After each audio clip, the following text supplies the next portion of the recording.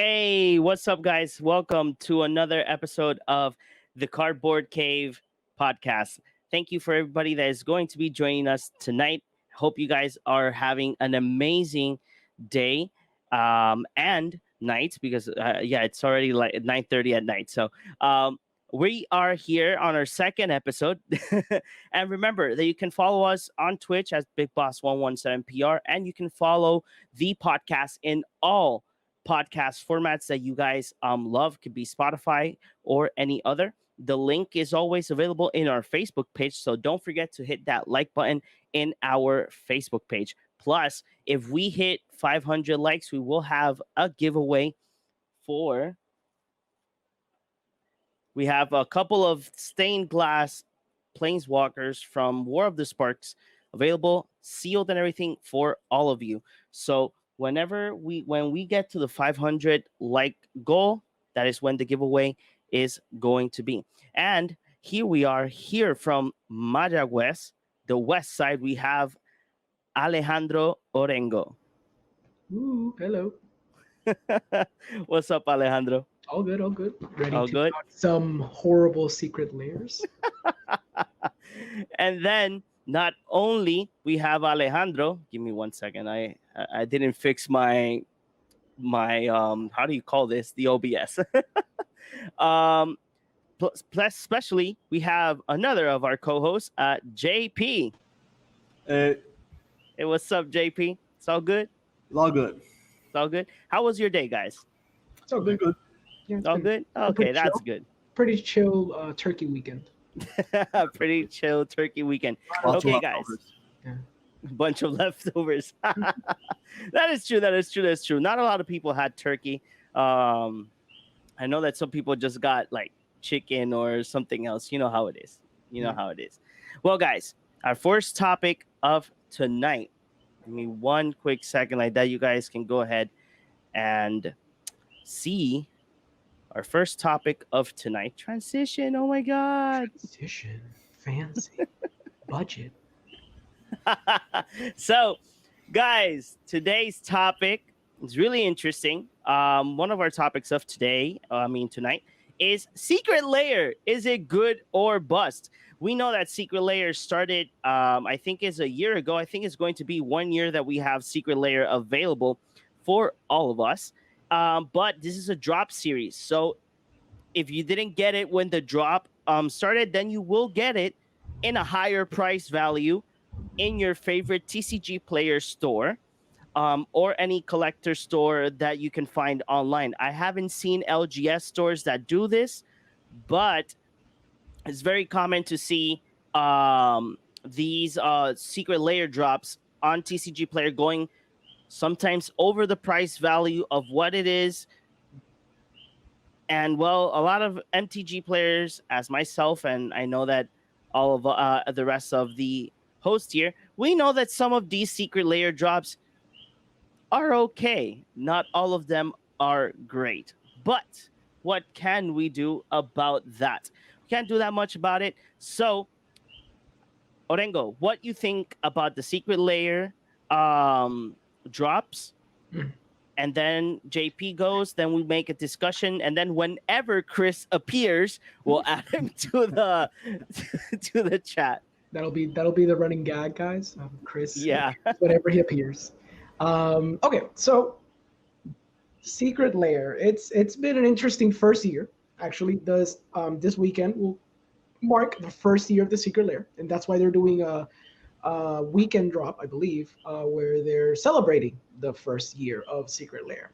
Pretty sure it's been incredibly successful for them. Like, pretty sure a lot of people, because of COVID, because of many other reasons, they've been buying a lot of these products. So, some of them have been more sought after than others. People have different opinions on what Secret Lair should be and how it should be perceived. What value do you give it to it? Do you give it value based on the artist? Do you give it value based on your personal taste? Do you value it as, oh, it's like a skin of my favorite card, that's why I'm going to buy it? Or do you see them as potential investments for the future, which maybe a lot of people, do value that regard? I'm somewhere in the middle. I like the idea of having like skins of your favorite cards.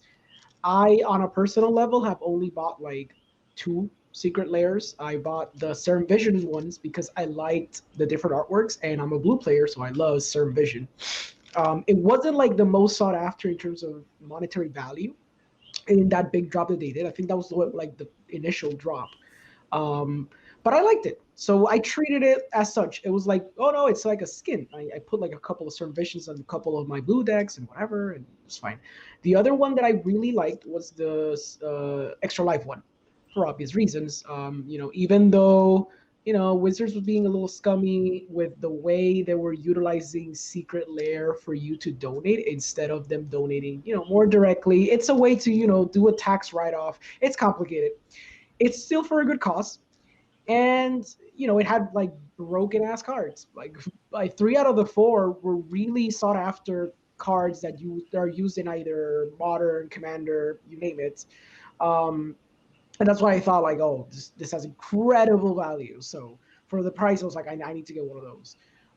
For the most part, these secret layers either have some value in like one card or maybe two, or they have none, or maybe they're sort of worth it because of the different artwork or the artist involved.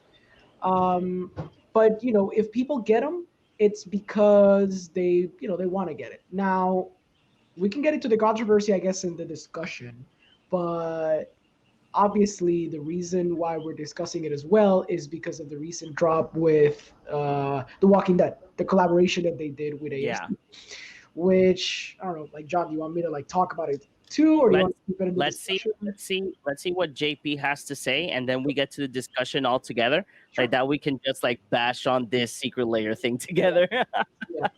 Okay, JP, what you think about the secret layer? Do you like it, or do you think it's a bust? Okay. So, as someone who has a cube, I really enjoy having a secret layer because I really do want to bling out my cube. It's also a way to drive down the prices of some particular cards. Like I remember Bitter Blossom used to be around the 60s. I just checked right now; it's around $30. That's half price. That's a pretty significant change. But other than that, like it's just ways to bling out your cards if you want them to bling out. There's not much value added. I mean, it does drive down prices, so I guess that's an inherent value. But it really depends on the cards. It really does. The artwork does depend as well, but it mostly depends on the cards, what they do, where they're used at. So that's my take.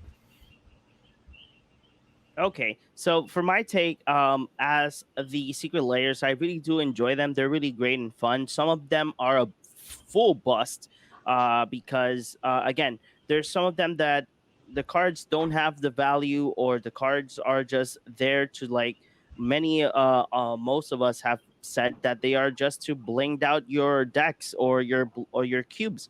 Um, some of them are for collectors. It is what it is. So now that we're all here together, let's go ahead and bring this out. Secret layer. So we all know there's a bunch of layer drops. One of the most popular ones, I think it was when they started it. The Thalia one was very popular because you got a playset of Thalia, but in different artwork of different artists. The Or I think it was the Kaleidoscope same. one was very popular. The 5-color one. Oh yeah, because not even I thought that the Commander one was going to be like popular, but it didn't bring good cards. It Which brought one like was the Commander one? the Commander one brought Sliver Queen, the Ur Dragon, That's the the Scarecrow. that one I'm was pretty very sure it wasn't Sliver Queen. You no. sure It it was wasn't. Sliver The Queen? one. Sliver Queen's in the reserve list. It's the other one. Which one is the other one? Sliver Overlord. I Yeah, think that it one, was one of the Sliver ones, one of the legendary ones. Yeah, That one Sliver was very Overlord. successful because that's the one that had the most monetary value when they first dropped. Because that was from the OG drops, and Yeah, that was the best value for your secret lair. So I'm pretty sure a lot of people. There's no way of knowing, but my guess is a lot of people bought that one because of the mere issue that you got your money's worth in The terms of that with in comparison to others. The other one that was very successful was the Women's Day drop. You remember that? No, yeah, the snow-covered lands. No, no, no. The ones that had the 5 women commanders. They were Yeah. very Oh, powerful. yeah. I got two of them. I got Captain Sisay and Narset.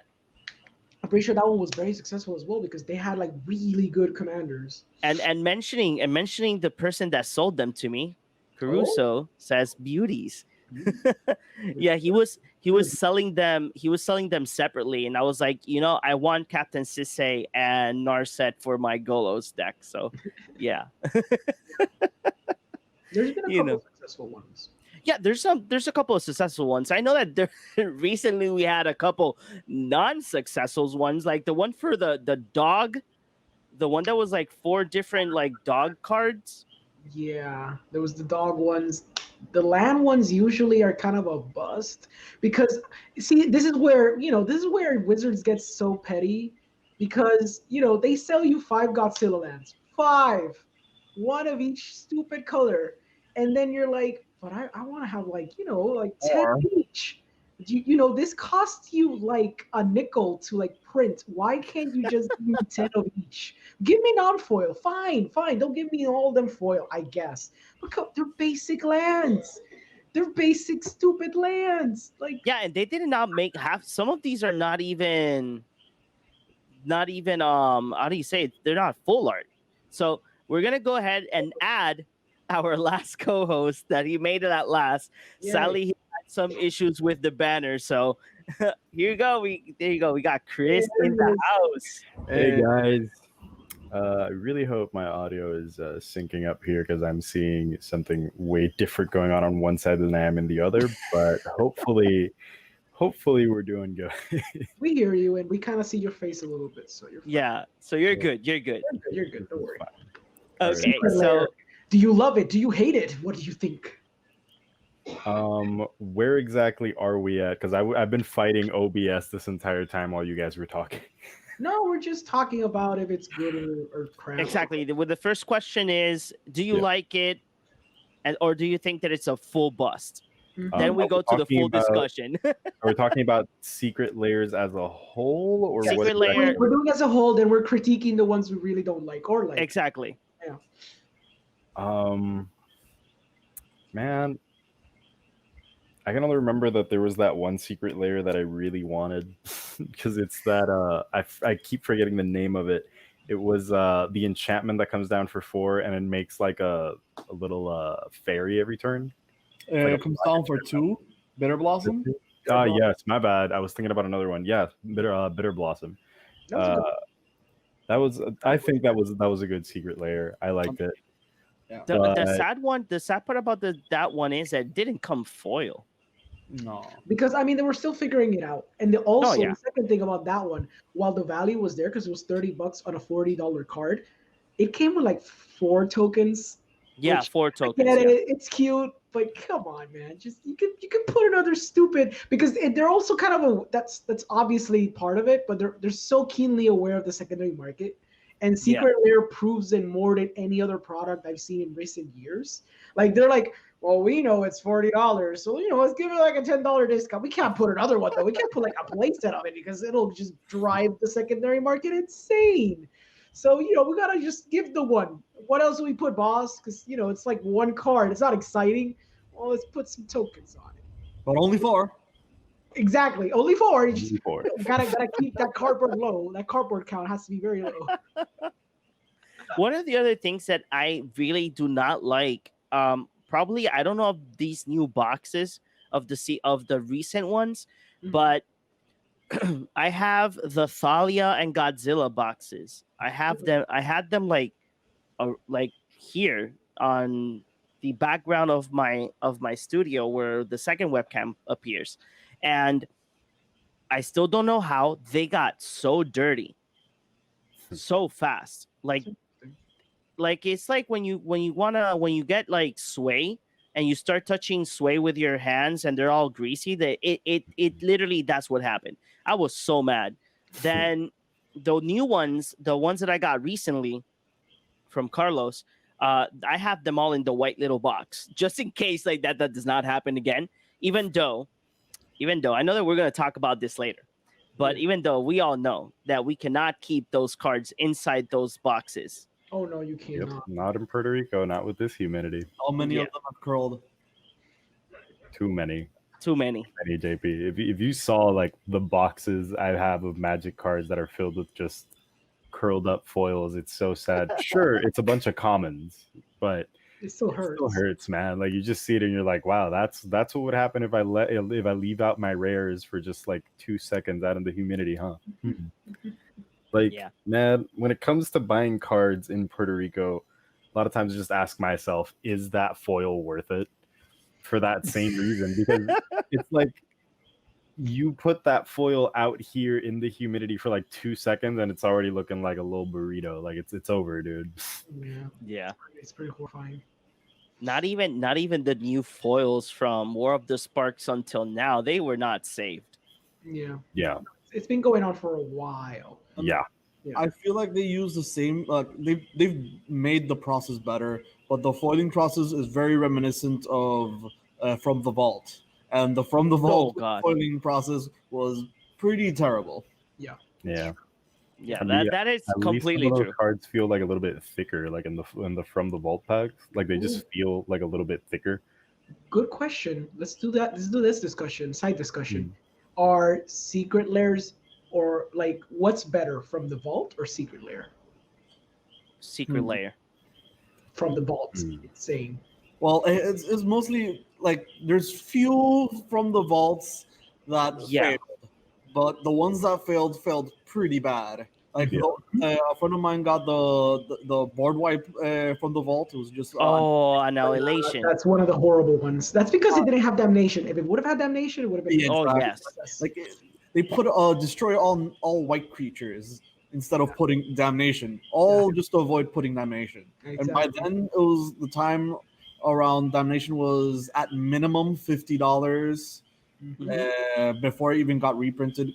Yeah. Even though Damnation still is keeping a value of $45 no matter what printing it is. What? I No. checked yesterday. Oh my god, it went up again? Oh, that Yeah, was like $20 like- for a while. Yeah, it went up again. Like I was shocked because I was like, okay, sure, I'm not gonna get the full art one. Let me just get a normal one and the Field of the Dead together. You know, like that could have like, okay, sure, like $40, no matter, it's fine.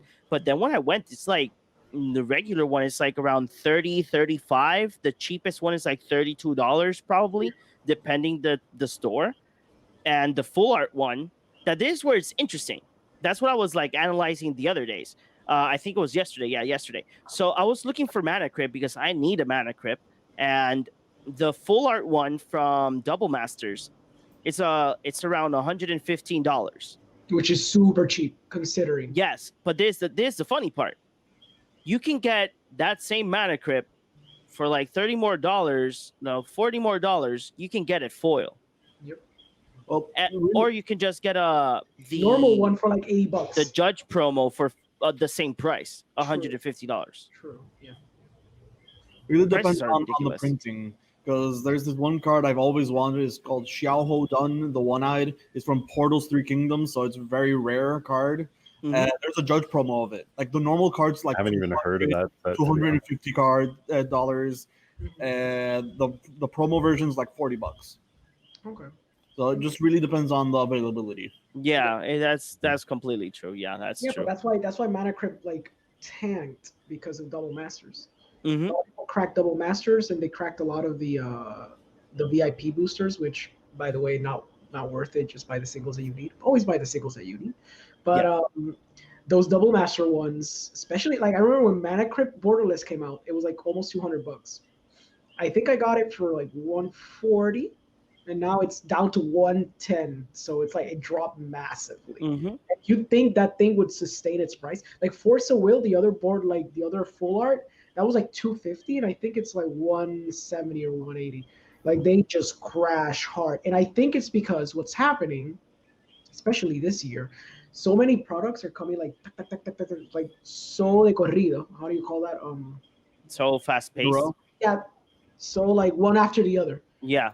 that consumers get it quickly or whatever, and everyone's speculating or whatever, and they're like, oh god, it's gonna make a bunch of money because it's like the full arts and it's like broken ass commander cards, and they go insane, and they bought a lot of product and they open a lot of packs, and then by cracking already 2 weeks later, we're already discussing I don't know which set, like M21 or some other stupid set, and then they have to look at the other one, and then they crack thousands of those, and then you forgot about double masters. I've been telling people for a while, get double masters now because it's been the lowest it's ever been. And I got surprised because I didn't think it would go lower.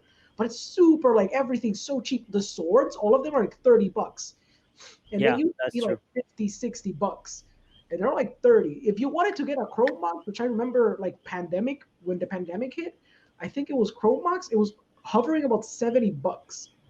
And because of the pandemic, it crashed down to like 30, like the normal one. If you want to get like the border, like the full art, it's like 45 or something. Like it's insane. And it's because so many products are coming.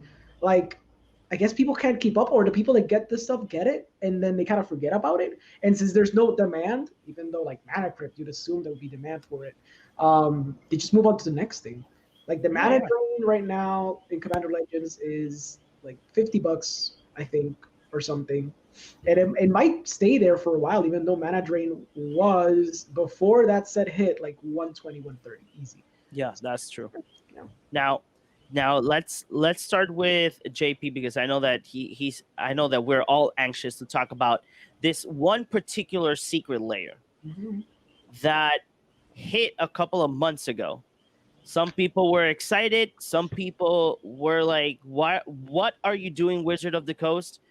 And then collectors were going nuts because we all know that day that the secret layer dropped, a lot of collectors or secondary market stores just went crazy and bought a bunch. So recently we got the Walking Dead collaboration that brought you a couple of legendary creature cards plus a couple of tokens. The drop was really, really, how can we say, it was accepted by players, really happy. Sadly, when they announced that this drop was only going to be available in the drop series, that you can only go to the website and that's it. And you can't not go to your local game store to pick it up. People got mad. And not only that, these cards are black bordered cards that are legal in some formats. I know that in standard it's not legal, and Eternal formats, essentially. Yeah. Legacy, Vintage, Commander. No. so JP, tell me what is that you're cooking in your brain that you want to talk about The Walking Dead. So there's a few things.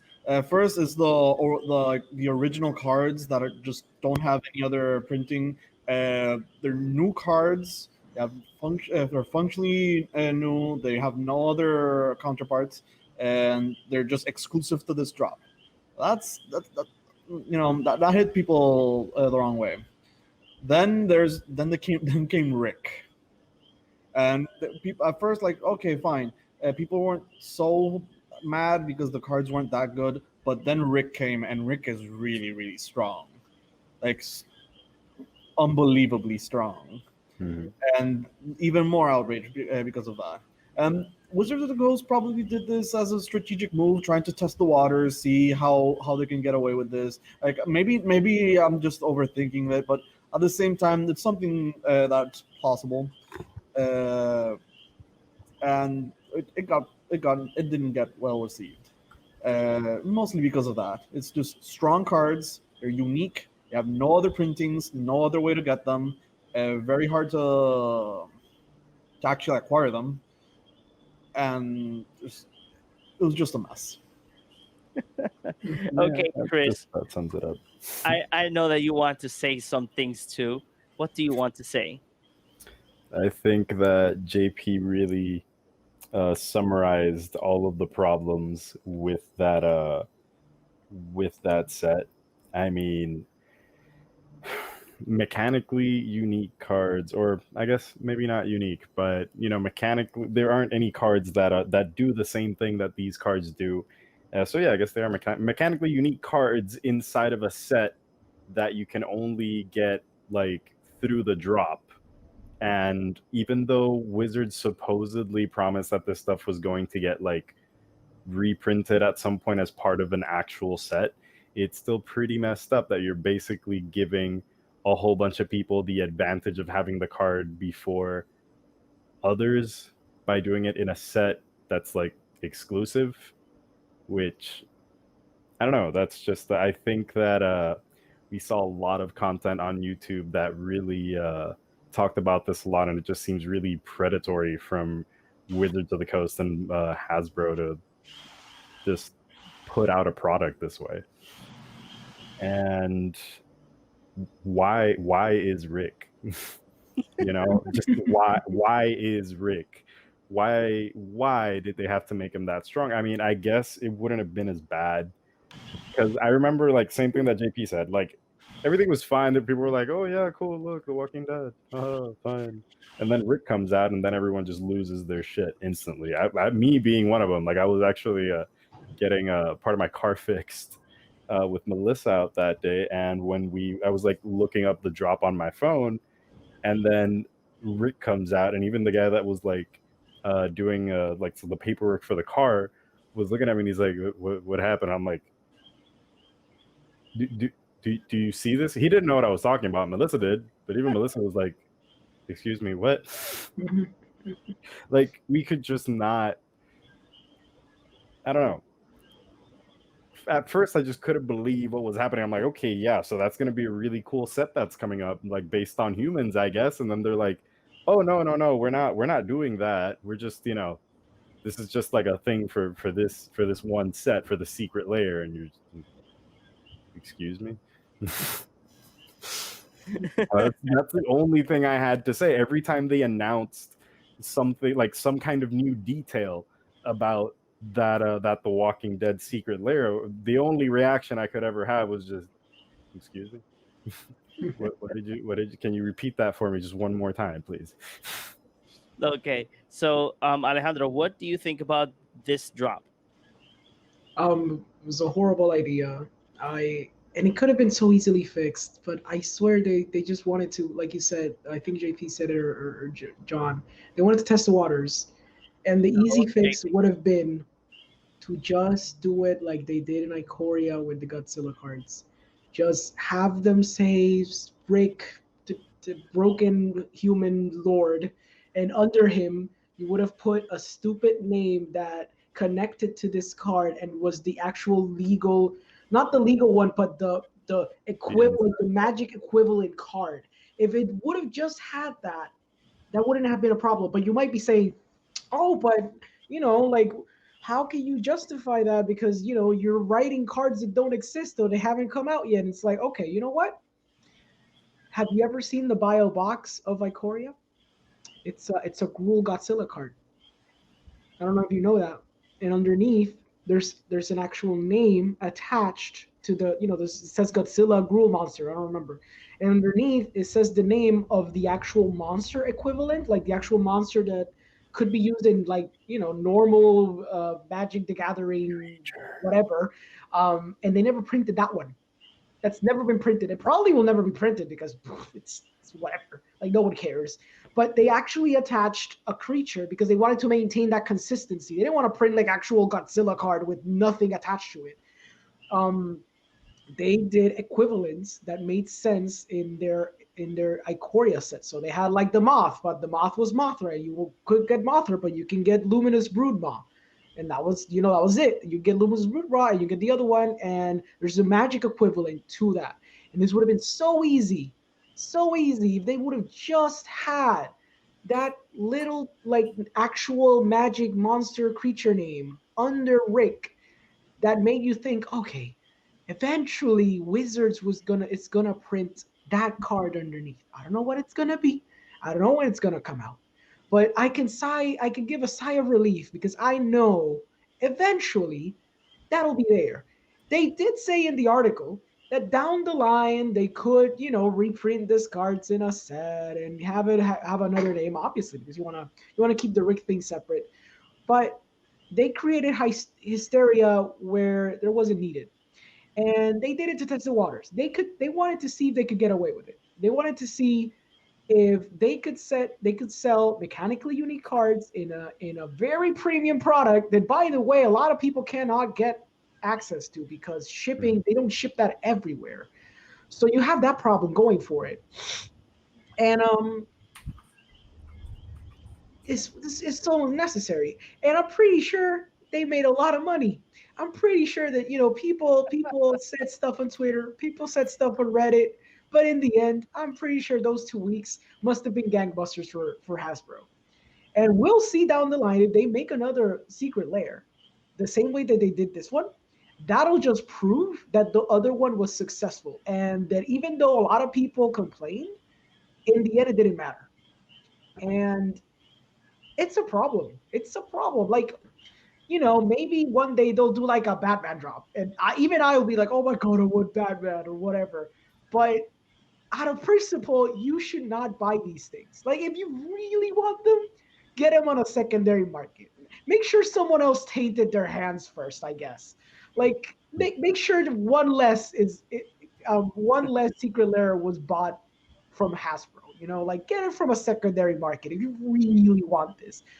But don't give Hasbro money for this, because you're just saying, yes, we approve of mechanically unique cards in a set that no one can get access to. And I saw a lot of people saying, oh, screw you. Like, you can get it in the secondary market if you want it so bad. It's like, you shouldn't want this product. It's not good. It's not good for the longevity of the game.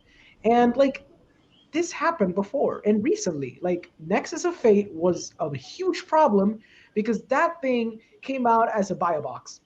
And that thing was like $35 at one point because it was used in a broken ass standard deck, because Wizards kept pushing the boundaries of what a mechanically unique buy a box was, until they printed a broken one. And you know what they did after they printed that broken one? They did, like, I think one more, and they stopped doing that instantaneously because they realized it was a stupid mistake to print mechanically unique buy a boxes. You. And that's it. I don't want to, It's the thing is, before like that, we can go ahead and continue. So I want to thank kneecaps underscore tasty for the follow. Thank you very much. But Fabi wrote, please, cuando salga el secret layer del wizard set y Dumbledore esté partido, vamos a llorar otra vez. So for all of our English viewers, so she's just saying that if they ever do a wizard's secret layer and it's like a Harry Potter set, let's just wait to see if Dumbledore is broken, like that we can all cry together. Because there's a rumor going around, and we can talk about it in the other set, but rumors going around that when the Strixhaven set comes out, they might do a collab with Harry Potter. It's a rumor, though. It's like a super crazy rumor, but it kind of makes sense based on what happened with Ikoria. So. Yeah, because then another rumor, which is based on the on an Alpha Investments video, is that there was supposed to be the Harry Potter collab, but that then Wizards decided to drop it because they didn't want to like work with J.K. Rowling. Yeah, for the transfer. Yeah, for the situation. Yeah. Mm-hmm. I have something. But it's all rumors. We don't know. Alejandro's take. If they made Rick and just added the little name, that could have been an exactly great way to motivate people to buy up packs from another set, and just like, oh look, the mechanically unique card for Rick is let's say broken human, like you said, broken human lord is gonna come out in this set. Mm-hmm. That's their one of the previews, and it makes people excited because now I can finally get this card. Exactly. No, yeah, they made this The Walking Dead. Like, I was super excited. I got one. It hasn't arrived yet. But when they said that there was only going to be like a drop series item, that it's not that local game stores are gonna have access to this, I got really mad because I know that when some second shops get theirs, because I know that some online stores bought like 5 or 6, because I know that there's no limit on how many you can buy. 10. I know that 10 is the limit. 10 is the limit. So So they're gonna do this. Some of the stores are gonna do this. They're gonna either sell all 10, or they're gonna be like, we're gonna keep 2 for collector value. We're not gonna open them, and then the rest we're gonna sell them. And so the drop I think was for like $60 or $50, I think it was. And they're gonna go ahead and they're gonna sell it like for 150, 125, due to the fact that there's going to be a drop that's only made for the drop for the Secret Layer drop series, and that's it. Yeah. So it's gonna be pretty hard unless some stores go ahead and they're like, okay, so you buy 10, you buy 10, you buy 10, you buy 10, like they have like a group of people and each one buys 10. They're like, okay, here you go. There's a bunch of singles and they'll sell the singles as well. Yeah. Like the April Fool's drop for the stores, like a thank you for keeping it up during this pandemic. That right now the Tybalt alone is like $250. Yeah. That silver bordered Tybalt is like for almost $250. Yeah, Like, so limited, like no one can find those. Exactly. And that's ignoring the fact that that was not the original Secret Lair April Yeah. Fool's one. The other one got destroyed. Like it was the Squire, and because of things with the artist, Yeah. Wizards was telling everyone, like every store that already got them, you have to destroy them. You have to destroy them because we don't approve of this. And everyone else who didn't get them, I'm pretty sure they just went to like the backlot and started burning all those Squire cards out of spite for the artists. Yeah. Yeah. Holy. So okay, so this is a question for all of you, like that we can jump into the second topic, because I know in this second topic we're going to talk a lot, and we're going to discuss a lot about all these juicy 2021 sets that are coming. So questions starting with Orengo and then JP and Chris. So I'll be the last one because I really don't have nothing in my mind. So for any future Secret Layers, what type of card or cards would you like to see in a drop? I guess it'd be cool if they appease, like, I guess this was the Commander year, so it's already too late. But it'd be cool if they appease more Commander players and just get more unique Commanders in the Secret Layers. I mean, the Edge foils was a great idea. Now we get them in Edge foil, but they're still the original artwork, which a lot of people appreciate. But for example, one of the drops that came was the Lacuna Coil collab. And I saw the Commander that came with it, and I was like, oh my god, that's a beautiful Commander I will never play. But if it was any other Commander that I kind of want to, like, I isn't the things that I play, or like at least a decent Commander that a lot of people play, I'm pretty sure it would have sold. These haven't dropped, but I'm pretty sure it would have sold Bankbusters. It will sell Bankbusters because it's the most unique in terms of the framing of the artwork. It's the most unique Secret Lair we've had until now, and I love the experimentation that Secret Lair brings. But I guess for the future, it'd be cool to have more Commanders. And don't be stingy, Wizards. Like, get some cool reprints there too. Like, the Damnation is a cool idea. The Bag of Rocks is a stupid idea. Get some good ones. Like, you don't have to be stingy. Don't give me 5 lands and call it $30. Like, come on. Like, just don't be stingy anymore. Okay, JP, which card or cards would you like to see in the Secret Layer drop series? Astronaut's There Altar. you go, Wizard. Oh yeah, for sure. That'd be cool. Astronaut's Altar. Phyrexian Altar. I love those cards so much. Demonic Tutor. I don't think Demonic Tutor has a hot one. Vampiric Tutor. A lot of black cards. Oh, Inferexian Layer Tutor sets. There's Inferexian. Enlightened Tutor, Worldly Tutor, Sylvan Tutor. Ooh. All the tutors. All tutors. But yeah, I think like Phyrexian Altar only has 2 printings right now. Yep. The promo, the original and the reprint. Mhm. I'm not sure if the reprint has like an extended border art one. I'm pretty sure. I think it does. No. So it doesn't. No. I feel like it does. Is it Modern Horizons 1? No, It was in one of the master sets. I think double masters or something. I'll check. But basically, Phyrexian Altar, Ashnod's Altar, those are like I mean Ashnod's Altar. I have like 5 million. How many do I have? I have like 14 Ashnod's Altar. I think that number's right, but more. I mean, yeah. You can never have Phyrexian Altar though. Yeah. Okay, Chris. What cards do you want in the secret layer?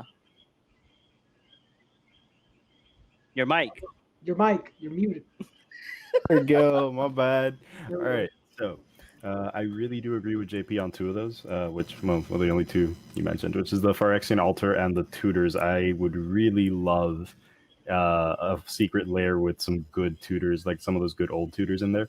But I feel like it's one of those be careful what you wish for situations, because I feel like if I put into the ether the phrase "Wizards, give me a tutor secret lair drop," they're just gonna try to like put a good tutor in there and then just sneak in like a diabolic tutor or something, and you're like, listen here. Like I can just see it. I can just see it. Like Yeah. they're gonna be Yeah. like, new secret lair announced, the tutor's lair, and you're like, oh yay, finally we're getting the thing. Why is there a diabolic tutor? It's so good. 4 mana tutor something. It's so Four good. mana tutor. Come on. So, Oh my so much God. value. Yeah, it's great if you can cast it for free. Everything's great when you can cast it for free. Am I right? Yeah. Any tutor that it's for free, I like. Oh yeah, definitely. But you know what? Diabolic tutor isn't free, and that's terrible. Yeah. Okay, so for me, I have two drops. I have one that I know that you guys remember Dragons of Tarkir. I would love all the dragons back, but with a different art. Um, I would like to them to be full art. That would be really nice. And I would like to see more Planeswalker drops, but not themed or anything. Like I would like to see like good Planeswalkers being reprinted again with different art from like either famous artists from the Magic the Gathering universe or new artists or collaborations with different like styles. That would be super extremely nice. I would love to see that. And I would love to see a drop that it's only Chandra. Just saying. Hundred layers.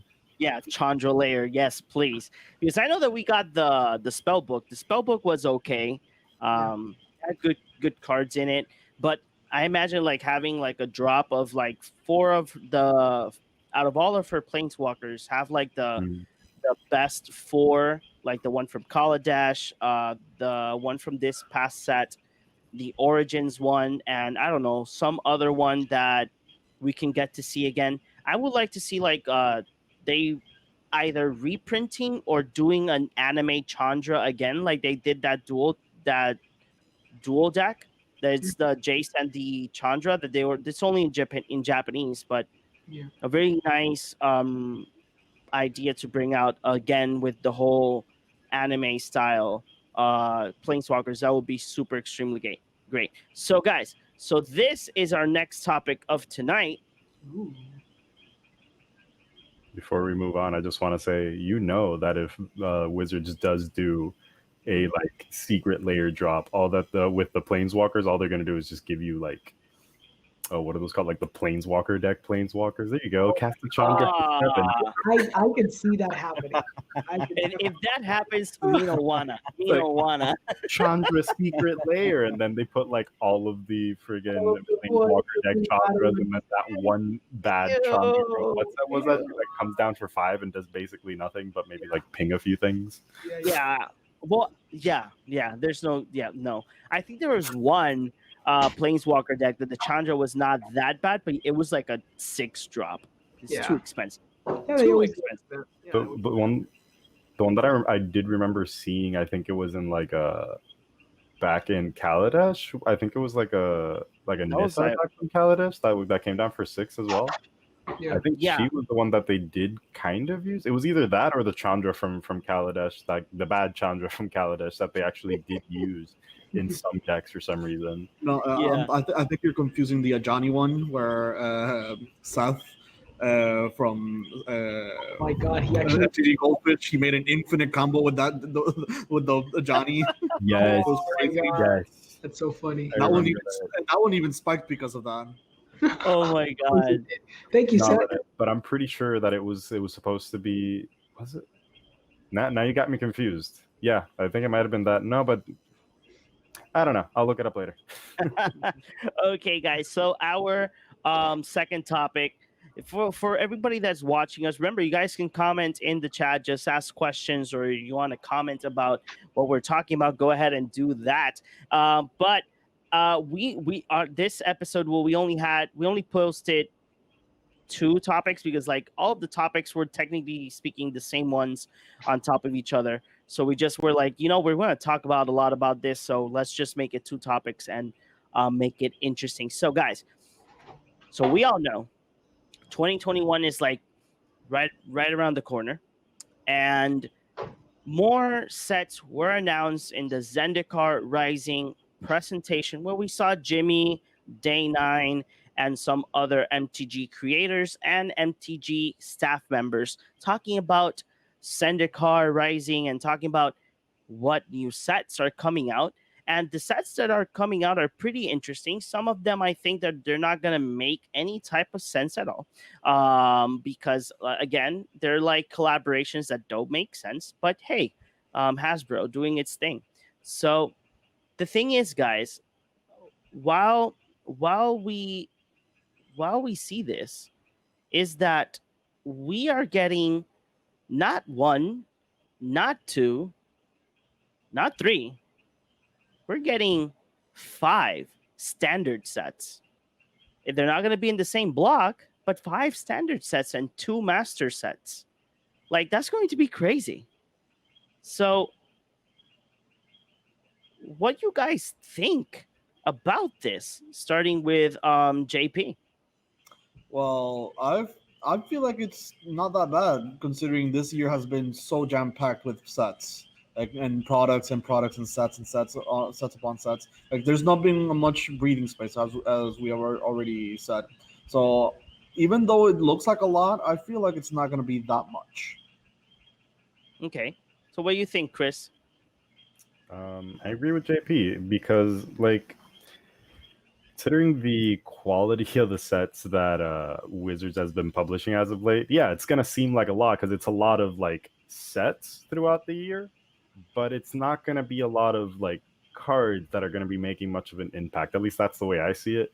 Like it's always gonna be the same stuff as always. You get like this one broken ass card that no one knows what to fucking do with. And it's just like, okay, yes, that changed the all of the formats, or just this one format because of X and Y reason. Okay, that's great, but what else did the set do? And you're like, oh, well, kind of a lot of nothing. How can you say that? Oko was not broken at all. What you say, Alejandro?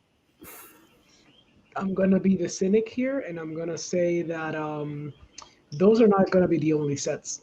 I'm pretty sure they're gonna sneak in a Battle Bond 2. They're gonna do a Jumpstart 3. They're gonna do 2 somewhere, and then they're gonna do 3 at the same time. I feel like this is a lot overview of like the big sets, but I'm pretty sure they're gonna sneak in some stuff. Forgot the secret layers. Yeah, that's not even considering the secret layers that they drop them whenever the hell they want. But yeah, like I'm expecting like a Battle Bond 2 or something akin to that. You know what I mean? Like you think that Time Spiral Revival, whatever, could be the one, but I'm thinking they're gonna bring something over the summer. Like in the summer, there's gonna be something between the second quarter and the third quarter. Mm-hmm. There's gonna be something in the summer. They usually do something in the summer, and they by the end of the year, they'll do something too. It's cool what they have. Like it's again, like you said, I guess because of the War of the Spark, they kind of want to do like single planes and keep jumping from plane to plane, doing weird stuff. It seems though that coming to Innistrad, they're gonna start kind of like readjust. Hopefully, maybe they'll start readjusting and making sure like okay, Innistrad is gonna be like this block, and then they'll do Innistrad. I don't know, alchemy or whatever. I don't know. I don't know what they do in Innistrad, but they'll keep it consistent. Maybe, hopefully. I hope. I pray. I really do want them to bring that back. Interesting enough, I guess we could talk about that. There's no core set again. Yeah, that is true. That's not on the list. Not on the list? The list. So, there's a core set. Yeah. That's interesting. That's really interesting. So, okay, guys. So, out of all this, we have 5 standard sets. Let's talk about standard first, because we all know that standard is kind of boring. Um, it's all the same thing all over again. Sets go away, sets come in, and then people start arguing because cards are broken. Let's start banning. And the banned hammer appears, and cards are banned. Cards lose their value. Uh, and then what can we do about that? Then people start crying, like, oh my If God, I R&D wasted. did their job, maybe that wouldn't be such a problem. Right? I know. That's weird. They should Yeah, pay. like I remember that everybody was going crazy for Uro and for Oko. They're like, oh my God, these two cards, whatever, whatever. They banned Oko, and then people were like, oh, I wasted so much money like a couple of days ago for Oko, and it's now banned. I'm like, Yeah. well, it's not my fault.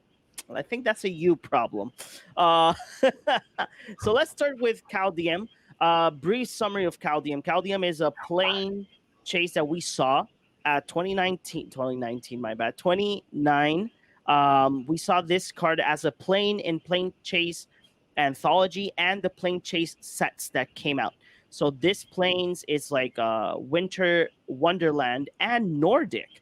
Apparently, it's a very interesting God of Warish planes. And rumors has it that there's a lot of bunch of things and talks that this will be actually a set where we're going to see Nordic like style in these cards. Why? Why do I say this? Because there has been leaked figures of the D&D sets for this planes set already out there. There's photos of wolves, there's photos of gods, and there's photos of some familiar faces that we already seen, like in War of the Sparks, like Kaya. Kaya is one. It's the one that it's on the artwork of Caldium, and plus a lot of rumors are that the snow covered mechanic is coming back, and not only that, one typical character called Ramos, I think I got the name right if I'm not mistaken. He's the one that influenced Chandra to take away the dragon scroll, like that the Eldrazi came back to Zendikar. So there's very a lot of talks that probably this set will be kinda heavy planeswalker or heavy legendary creatures.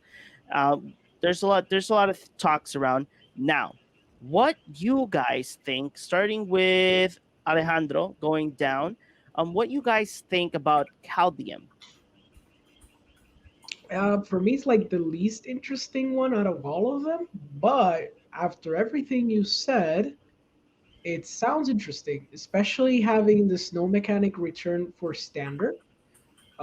Before the podcast, we are talking a little bit about Kaldheim and how when Modern Horizons 1 brought the snow mechanic back, they surprisingly did it in a very balanced way, like a very fair way. Nothing was broken. I mean, Hogak, but that wasn't snow, so it didn't matter. But like in terms of the snow stuff they brought, surprisingly fair.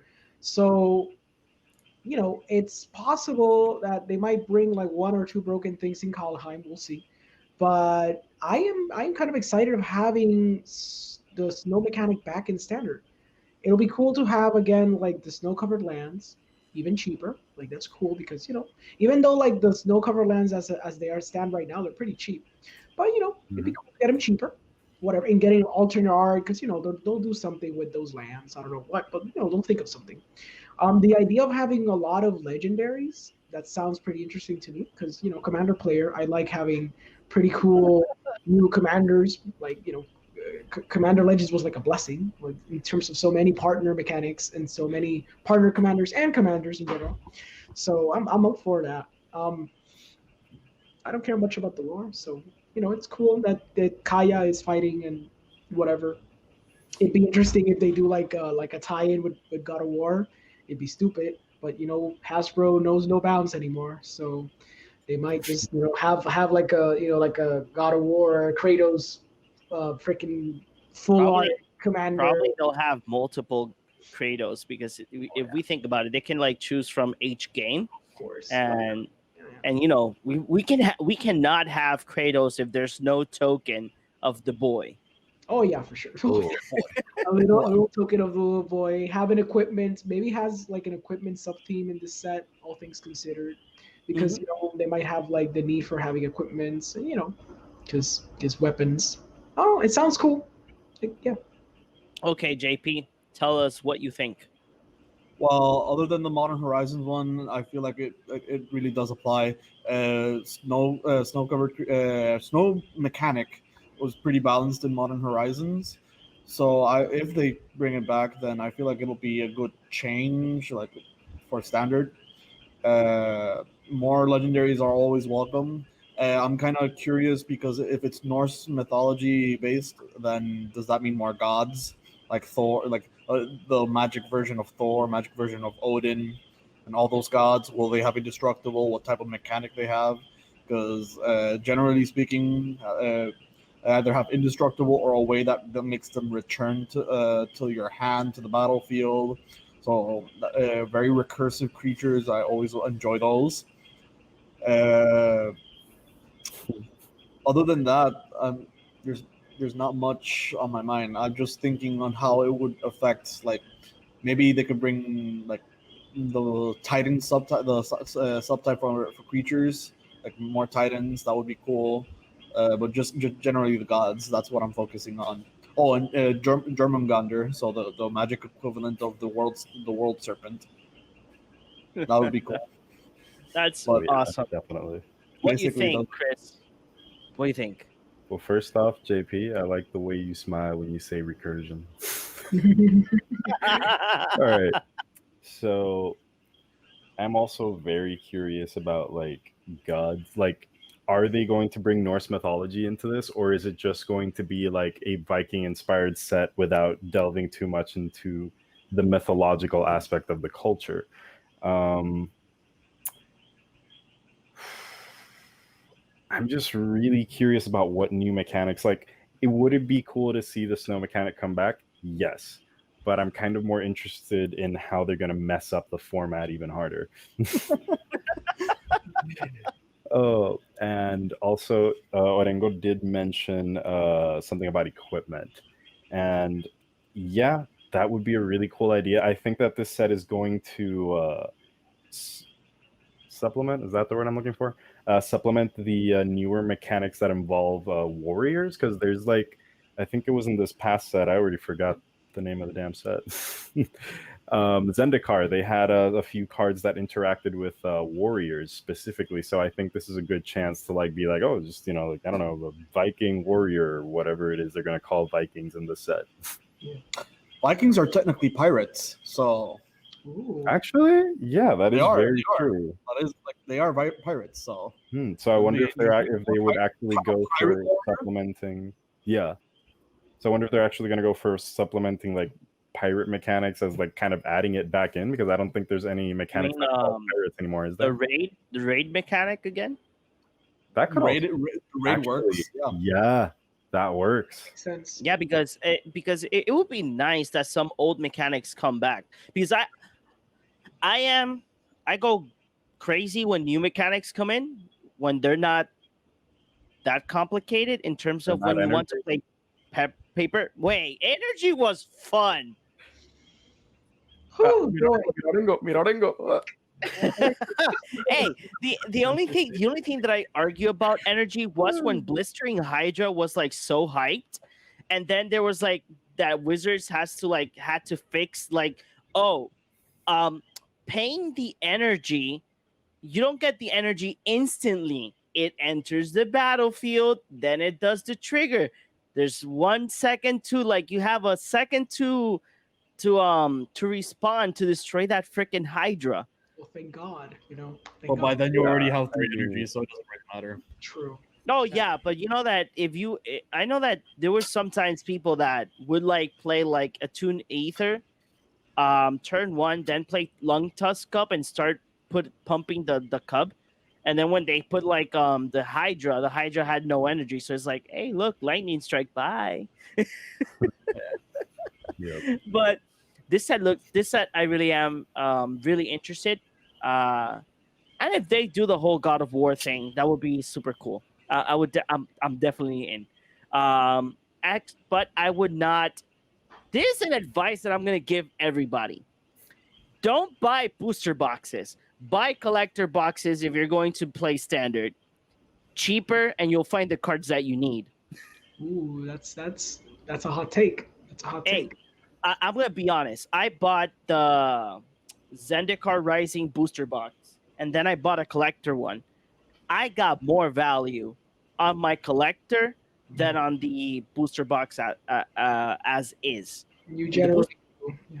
yeah, It's like as if if they're made for drafting, and the other one have collector stuff. no, I know, but the thing is that if you're like a standard player that you're not going to like sell your cards or you're just not looking to make your monies back. So collector booster boxes, I think it's a good way to like get the cards that you're looking for. I mean, I think Borderless or not, and if you want to sell them, then you got like a good chunk of like borderless cards that you're not going to use, and you can sell them fast. I Yeah. mean, this is like a great chance to get that part of the argument off my chest here, and it's that when you look at the construction of all of these like newer standard decks, all you see is just a bunch of mythics, a bunch of rares, and then you have like you literally just sprinkle one or two like uncommons and some commons. Like I feel that there aren't enough useful commons and uncommons in comparison to all of the rares and mythics that have synergy together. So you It's end just up with a deck like Rogues, which is like 90% rares and friggin' and I think that does that have any mythics? Maybe just like one or two mythic cards No, or I think it does. Oh yeah, it has the land, yeah, the sorcery land that's yeah. mythic. Exactly. So, but and this really affects you when you're trying to build your deck in Magic Arena because in Magic Arena you can't buy singles. The only thing you can do is just buy a bunch of packs. yeah. So you start cracking packs like crazy, and next thing you notice, hey, I do not have near enough wild cards, and my boosters didn't give me all of the very specific rares that I need. So what am I supposed to do? Just waste like hundreds of dollars just to be able to build the deck in Mhm. Magic Arena, which the whole point is for not to pour your life savings into. Yeah. Oh god, that's funny. But one of the things I'll give a tip to everybody that plays MTG Arena. If you don't want to invest that much in Arena, make the missions and try to grind. If you don't like grinding, then always pay attention when the pre-order of the new sets come in. Normally, they don't do like they did this time that there was two pre-orders in that you had to either pre-order the booster packs or get the other one that is for the mastery set. And like the other one in what was it called? The one with the Corset. Corset had Yeah, two pre-orders as well. You the can either get the Liliana booster one and packs the with Liliana or the Mastery and a couple of draft and sealed tokens mhm. for with Teferi that they were $50 each. That's that's a lot of money. So I hope that Wizard of the Coast keeps it with one pre-order of $50. And if you want to get the Mastery set, get it. It's normally $20, and the pre-order one is sometimes a little steep because you get the draft and the sealed tokens. But always pay attention to that or just grind. Many of us grind like I did to get the Black Lotus sleeves and the avatar. Um, so the next set is called Strixhaven. Strixhaven School of Mages. This is the set that we have spoken about the whole Harry Potter collaboration. The set only has a brief description that is the universities of thy Magic the Gathering multiverse, and there are five of them battling out in this multiverse. So like I mentioned before we did the podcast, I think this is going to be the Cons of Tarkir set, where we're gonna see Jeskai, we're gonna see all these three color tribes back at it again, and we're gonna see some juicy stuff with wizards, I guess. Um, and maybe shamans and whatnot, whatever Wizard of the Coast is thinking about. And if they do that Harry Potter collaboration, it should be cool. Probably like Fabi said, Dumbledore as a planeswalker and let it be broken. Oh, thinking about it, putting this in the table, wouldn't it be nice that in this set they reprint Teferi Heroes of Dominaria? Make him Dumbledore? You guys wanted a broken card. We good. I'm the blue player, and I disapprove of this. Okay, so starting with Chris, what do you think? Wands and probably some dragons and probably some wizards in their broomsticks flying away and magic going crazy. What do you think about this set for standard? Hold on. Give me 1 second here. Is my camera synced up with my audio? I'm having a bit of trouble over here. A little bit. It's A fine. little bit. A little bit. Oof. Don't worry. Don't All right. worry about it. So, Está en contraluz. We can't really see you too well, anyways. oh, okay, perfect. I just gotta get more into the light. We're good. Yeah. You were talking about how you expected like 3-color tribes and stuff like that in the new set. I personally, the first thing that I thought of, since they initially mentioned, it's 5 different schools of magic, each with a different take on, how they cast their magic or whatever. I don't know. I mean, it seems, at least I don't think if it's like too obvious that if it's 5 different schools, they're just making allusion to 5 different colors and just making that the whole thing.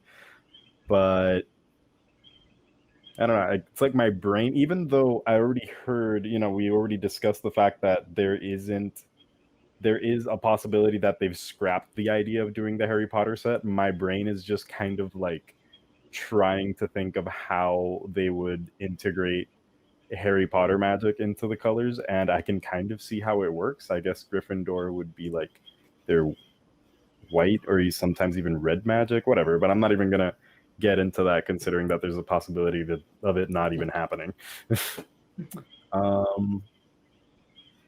Yeah, I think that's about what I personally expect from it. I just expect lots of fun wizards, and just to reiterate, no, we do not want to see Teferi Hero of Dominaria getting reprinted for this set. No, thank you. No, thank you. Okay, JP, what do you think about this set? So at first, I didn't have anything particular. Like this set, kind of is like I'm not completely invested in it. I don't see like anything specific that I would enjoy or like would really motivate me towards. But then I started thinking about the schools of magic in Dungeons and Dragons, because it's 5 schools of magic, and there's like abjuration, conjuration, divination, enchantment, evocation, illusion, necromancy, and transmutation. And also the thing that you mentioned about the cons of Tarkir, kind of bringing back. Instead of the cons of Tarkir, maybe the other was the shards, Grixis, Esper, Bant. Those would be great. Jund. Mhm. I'm missing one, Naya, but nope. Naya's just there. Like I don't know, necromancy would be Grixis. Evocation would be Juns, just all the throwing the fireballs, raising the dead. Enchantment could be like there's just so many possibilities when you just start thinking about wizardry and spells, but there's nothing specific I want to really mention. Okay. How about you, Orengo? What do you think? It sounds cool. I'm more into the idea that it's gonna be the other cycle of triumphs that we're missing, because I'm a firm believer that Wizards wouldn't screw the Magic community that way, especially with triumphs. I really like triumphs. They're a really good idea, even though they cycle whatever. But it's a good idea in terms of eternal formats, because now you have a really good land to fetch. Like it's a really good first land to fetch. So I would like for them to finish the cycle, and this seems like the best opportunity to finish the cycle.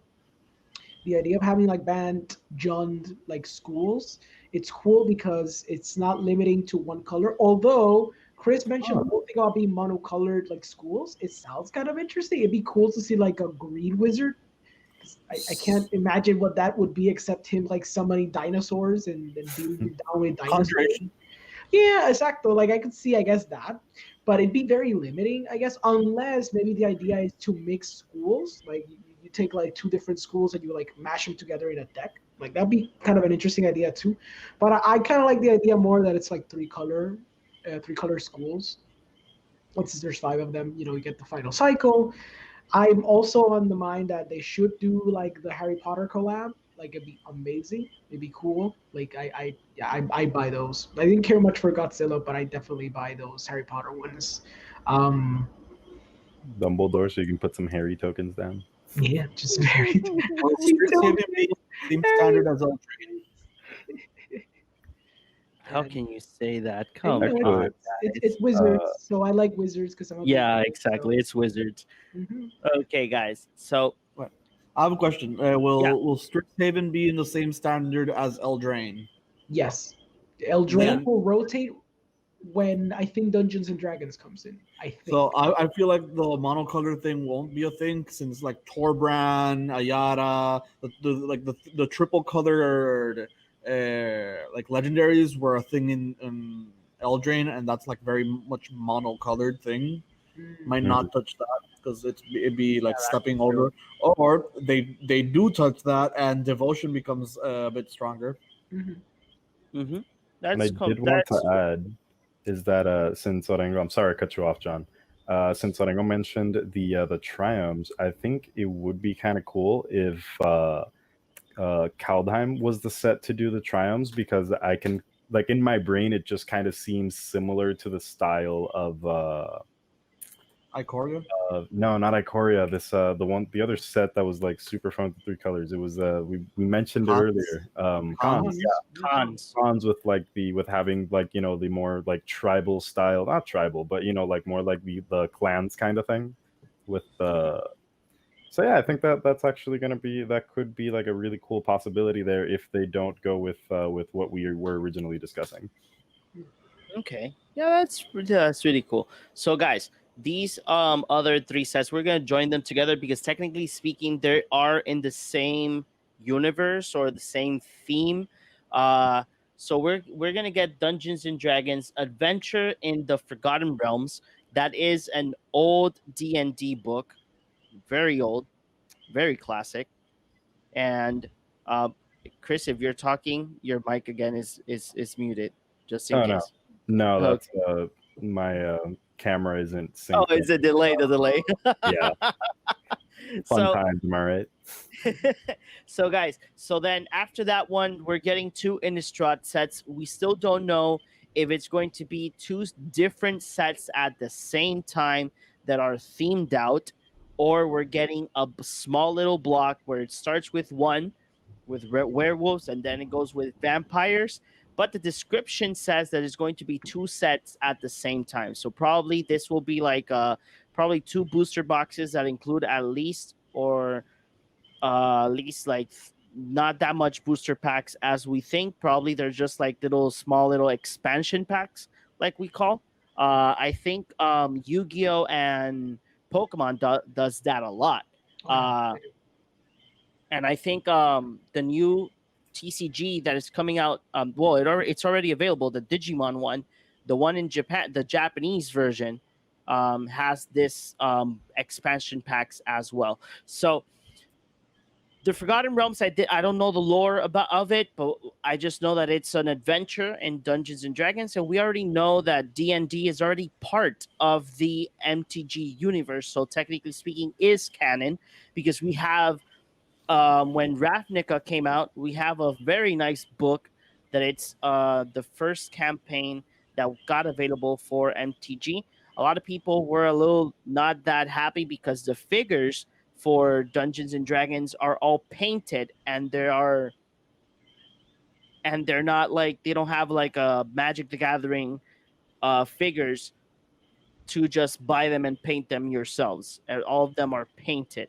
Uh, Now, going with Chris, that he is the connoisseur, the D&D, the dungeon master. He likes to spawn random goblins out of the blue.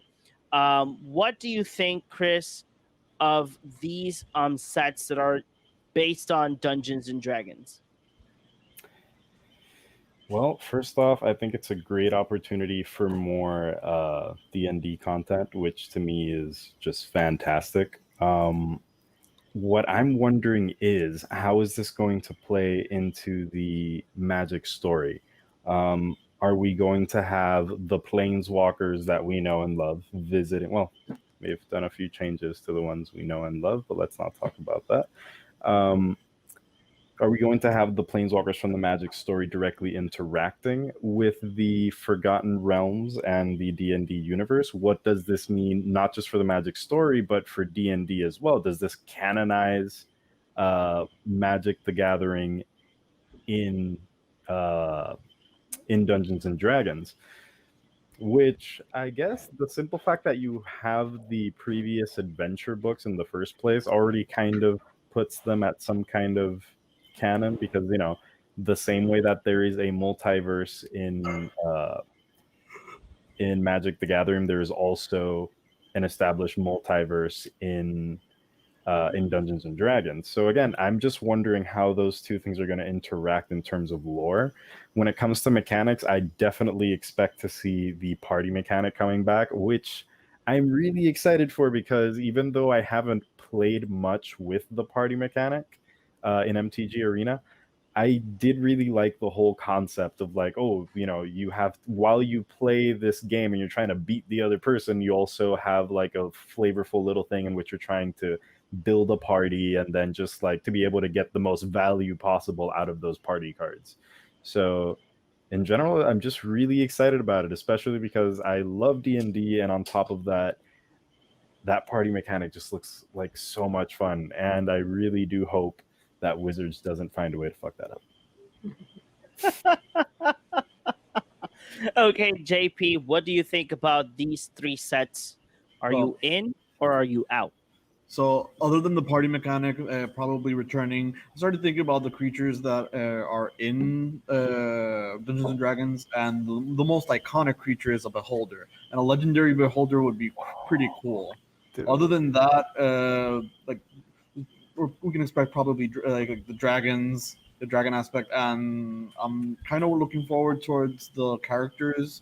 Like, what type of characters are they going to bring? Like, I know I'm kind of like knowledgeable about the lore around Faerun and the Forgotten Realms. Like, I kind of want to know what age, what time period will this be in, so I know what type of characters could be in, and that would be kind of cool to see. Like, I don't know, Xanathar. That would be a cool character. That's a beholder. Actually, Uh, before you keep going though, do you think that there could be a possible tie-in with Baldur's Gate 3? that's actually pretty interesting. Yeah. Those are the Uh, showcase. Yep. Ooh, I heard showcase where. Oh, never mind. I thought you guys were like presenting a showcase or something. I'm no, sorry. no. But yeah, basically the characters and what type of cards they could be. I'm just thinking Beholder, Dragons, Owlbear, and Owlbear will be pretty cool, but nothing out of the ordinary.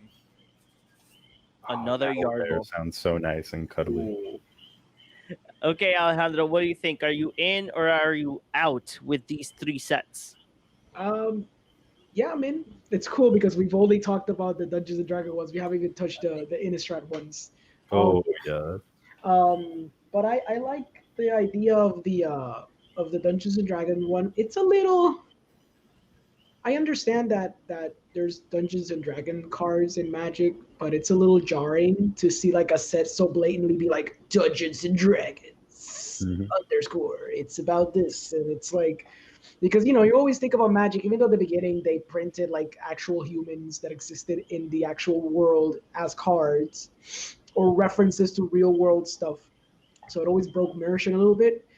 Uh, if like this is the thing that Wizards wants to do or Hasbro is forcing them to do. I guess Dungeons and Dragons is at least like a it's not like a slippery slope. Like it kind of sort of makes sense. So it's like okay, I can kind of get into this before eventually they do Batman versus Superman set. Before we get to that, like Dungeons and Dragons, it makes sense. Like it connects. Whatever. Um, it'd be cool if they had the mechanic of Thermal Drain, the adventure mechanic, because I guess it kind of makes sense. You go out on an adventure. Mhm.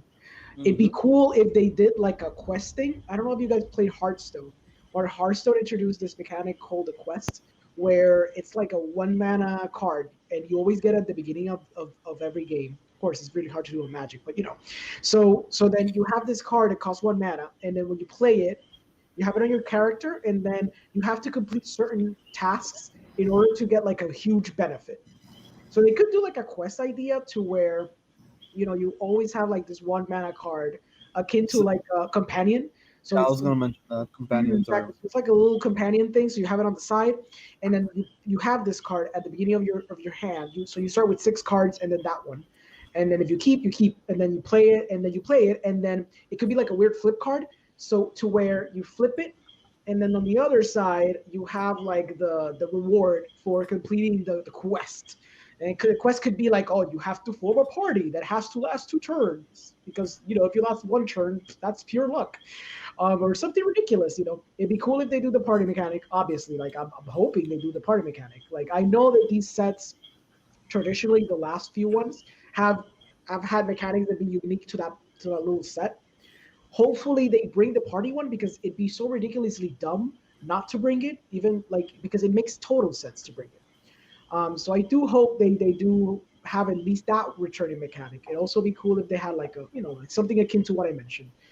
Um, I'm sure this set is going to sell gangbusters. Now, the thing I mentioned before we started the podcast, or I think I mentioned during the podcast, there's no corset, or at least none that I can see. So I don't know if this constitutes a corset, or I don't know if they're dismissing the idea of corsets yet again. I don't know if they're gonna reprint shocks and like basic Dungeons and Dragons / Magic the Gathering stuff, like like a Lightning bolt. growth. Like no, they're never gonna do lightning bolt.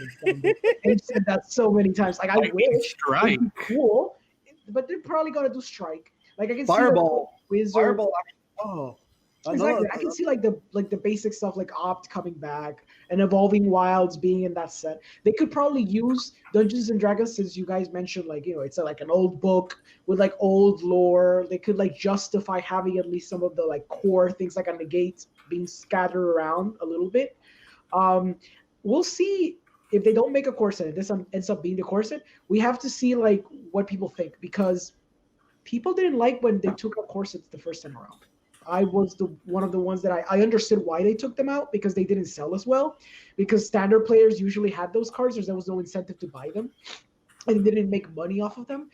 This last core set, while it had Ugin, which is great, everything else in the set was like bad, and no one bought anything except the Ugins, and even the Ugins like $20. So there's so many to go around.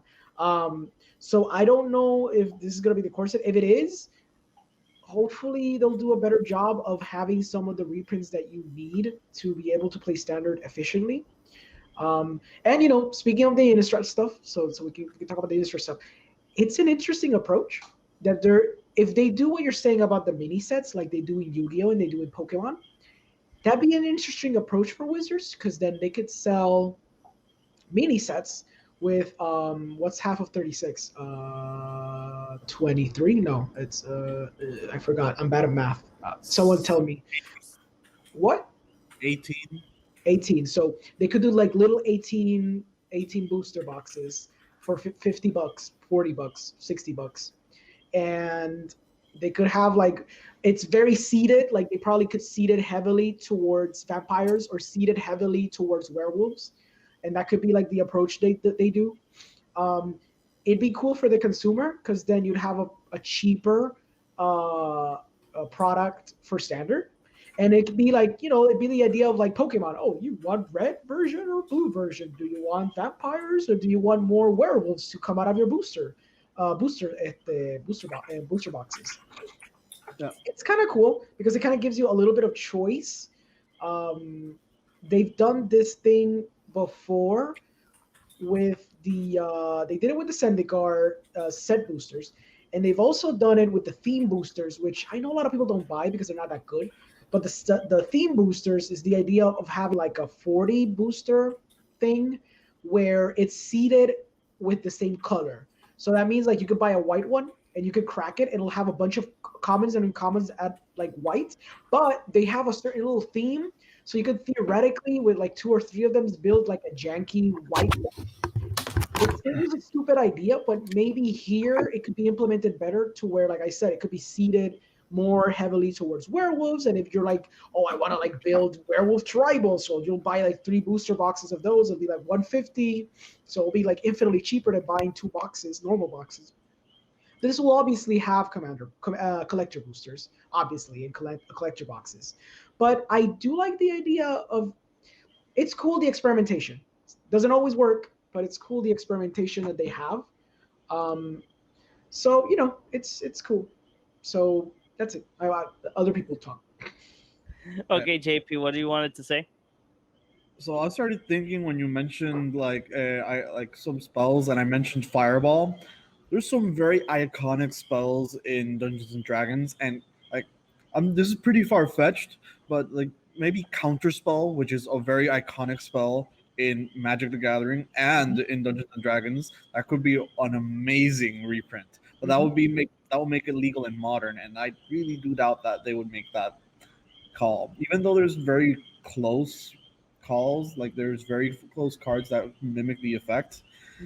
Counterspell is maybe a bit too strong, but Fireball is a very iconic D&D spell, and that could make it way into its set.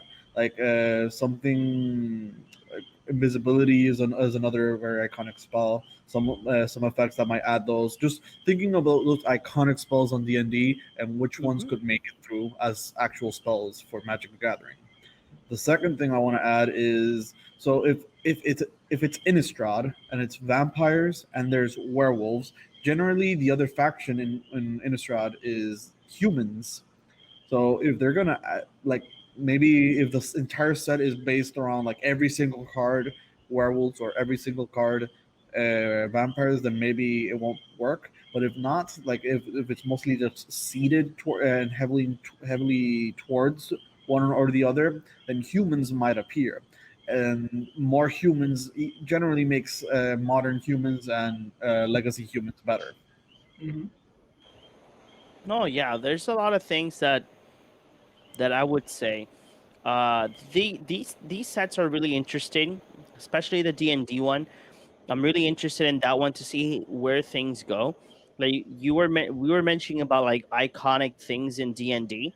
They can even make either very very big, ridiculous, strong mind flayer card.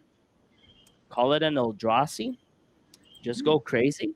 Like mind flayer is like one of the most like strongest creatures in D&D. Like they're like very very hard to kill. But it would be interesting to see like a lot of elements coming up from like not only this like campaign. It would be nice to see it like all around. Like go crazy at it. And I hope that if they send when this set comes out, it has its own how do you say, a book again, its own like source book once again. For Innistrad, I'm really interested on what JP said because it is true. Like if they are doing werewolves and vampires, humans have to be involved at the same time. So probably they'll do that transform mechanic that was in Shadow over Innistrad, where I've heard. you'll have like human creatures that depending on what you do, it flips. It becomes like a very stupid, either bad werewolf card or a very good werewolf card. And plus we're back at Innistrad, so these two like expansion sets, if they want to like make a story out of this, to say, okay, so these two sets are a block, let's jump into a new one, a new standard set. Probably they'll make a new they'll continue in Innistrad, or what they've been doing these past standard sets. Let's keep jumping different planes, let's keep exploring the Magic the Gathering planes. So that would be really really cool and interesting. So guys, to end our MTG sets, there's two master sets that are coming out. One of them we already had an experience of, that's Modern Horizon, and Kneecap says hello. Hi. Hey. Hello, Nika. Talking about sets. We're talking about the 2021 sets that are coming. If you have any questions or you want to like have a comment on what we're talking about, go ahead. in the comments, and we'll post it. We'll put it right there. So, guys, so the first one that's coming out, there will be in between Kaldheim and Strixhaven. It's Time Spiral Remastered. So some cards are going to get reprinted. At least we only have 3 confirmed for now. This set will be available in paper and in MTGO. They're not posting it for Arena. We all know why we can't have this set in Arena, because the cards are either too broken for Historic, or it does not make sense to have a Path to Exile in Historic and say, oh, I like your pretty card. You have a cool Ulamog. Bye, Exile, go look for a land. Yeah. I mean, Path to Exile would balance things out a little bit. Oh, yeah, it would. It would. It Because, would, but, that stupid energy mechanic. yeah, but that energy mechanic makes you re-roll for an Ulamog for free. So Yeah. I mean, So ridiculous. look, guys, Kneecap says, oh, shoot, I wasn't expecting to be noticed. We noticed Yes, your kneecaps. Senpais have noticed you. Senpai has noticed. Yeah, like whoever writes in the chat, your comment will pop out in the stream. And if you have a question or anything related to Magic the Gathering, you can call us. We're not not masters of it, but we can technically say that we are connoisseurs of Yes. Magic the Gathering. Yes. And if you have something to add to any of the things that we are speaking, just mention it in the chat, and we'll go ahead and add it to our podcast.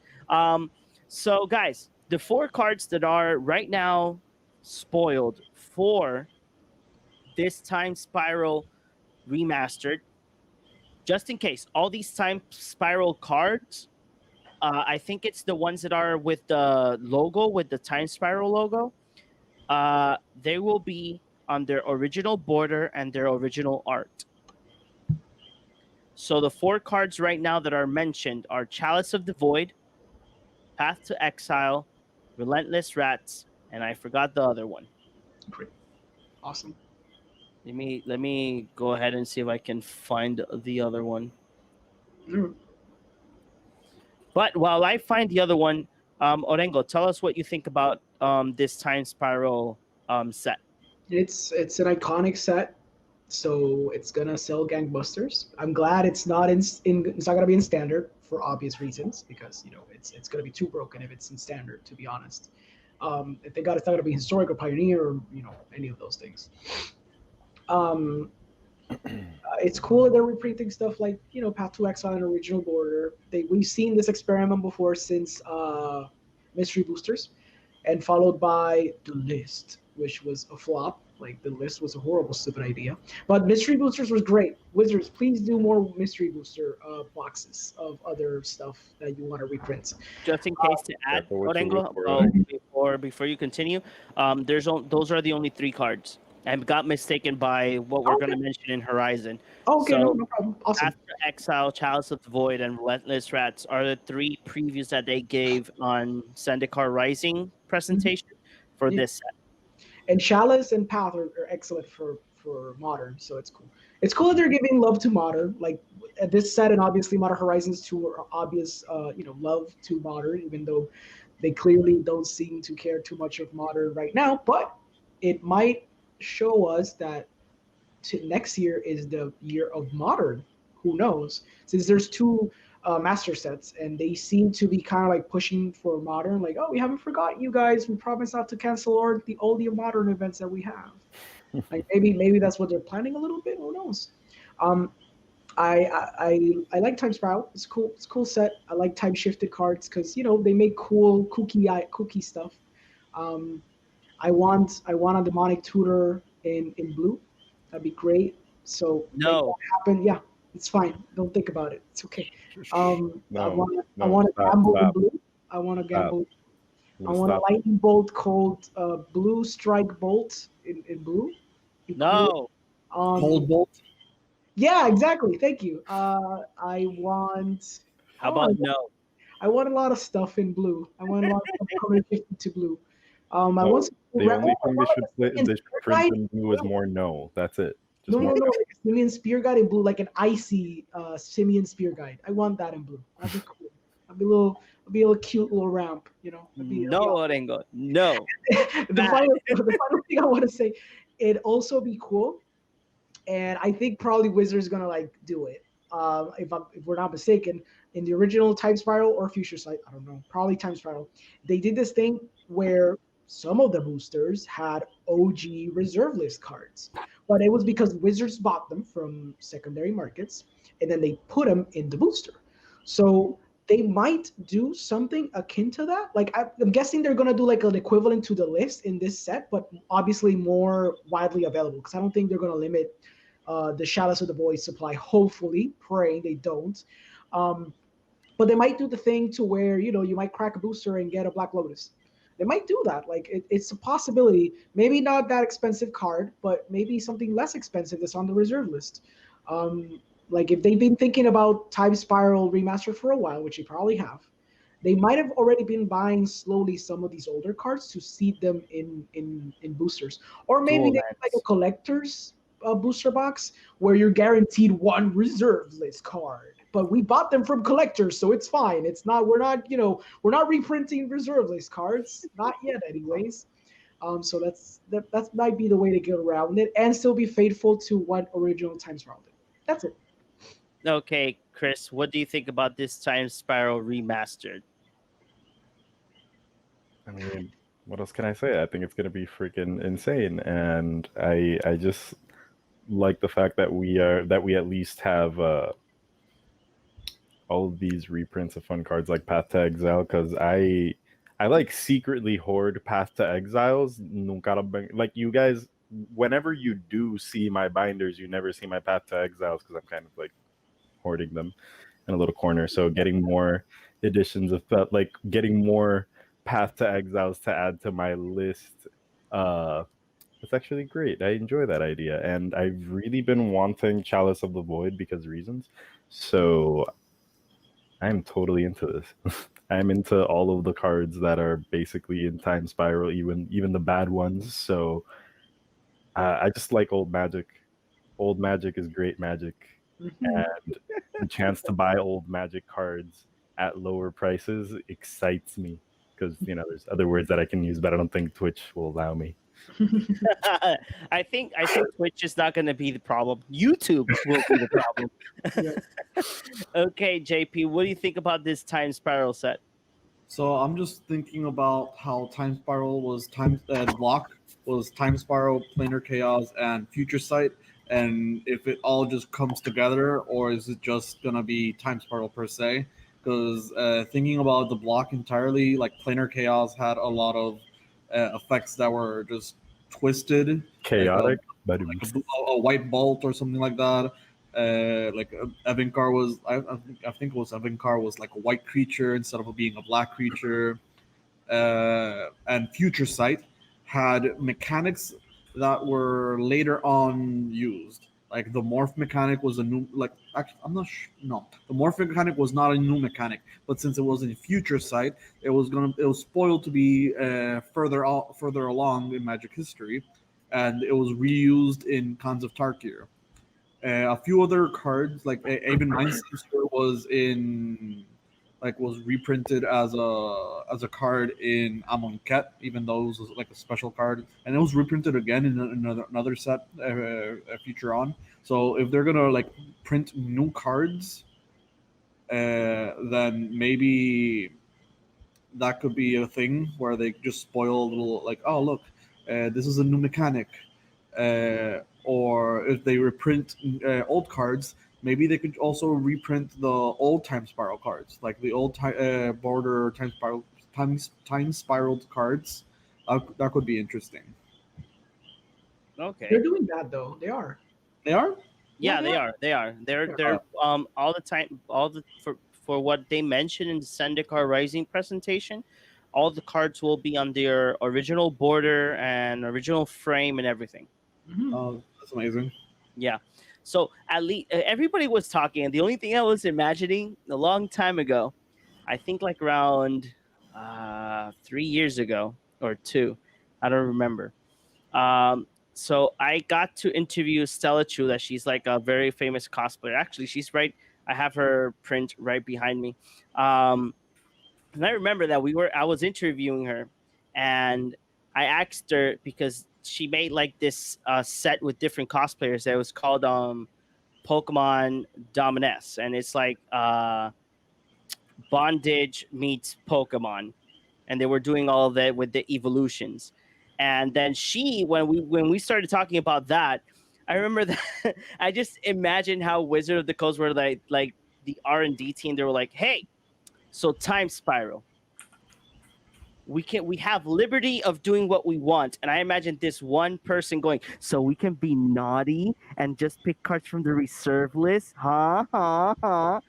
So yeah, I really do think that that's what happened. Probably not, but just putting it out there.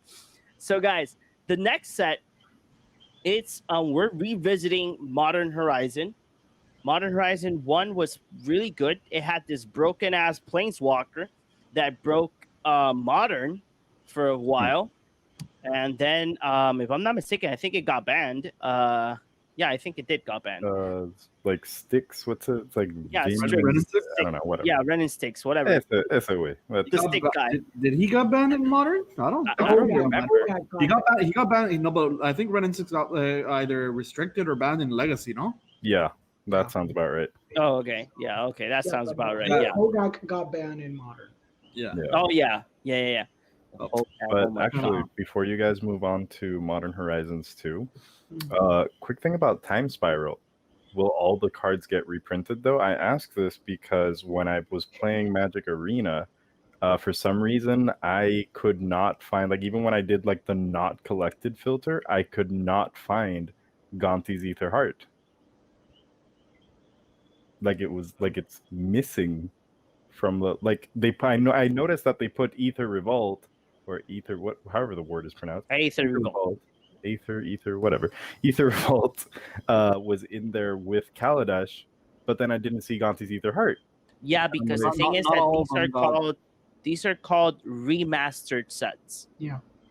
Okay. So what they do is what Wizard of the Coast does with these remastered sets is that they pick certain cards like JP mentioned. So Time Spiral was Time Spiral, Future Sight, and Planar Chaos. So what I imagine that they're going to do is that they're going to pick cards from each set and make a whole new set, and then some of the cards pick them out from other sets and add the Time Spiral logo on the corner. Mhm. Okay. Well, Because I'm still if- really sad.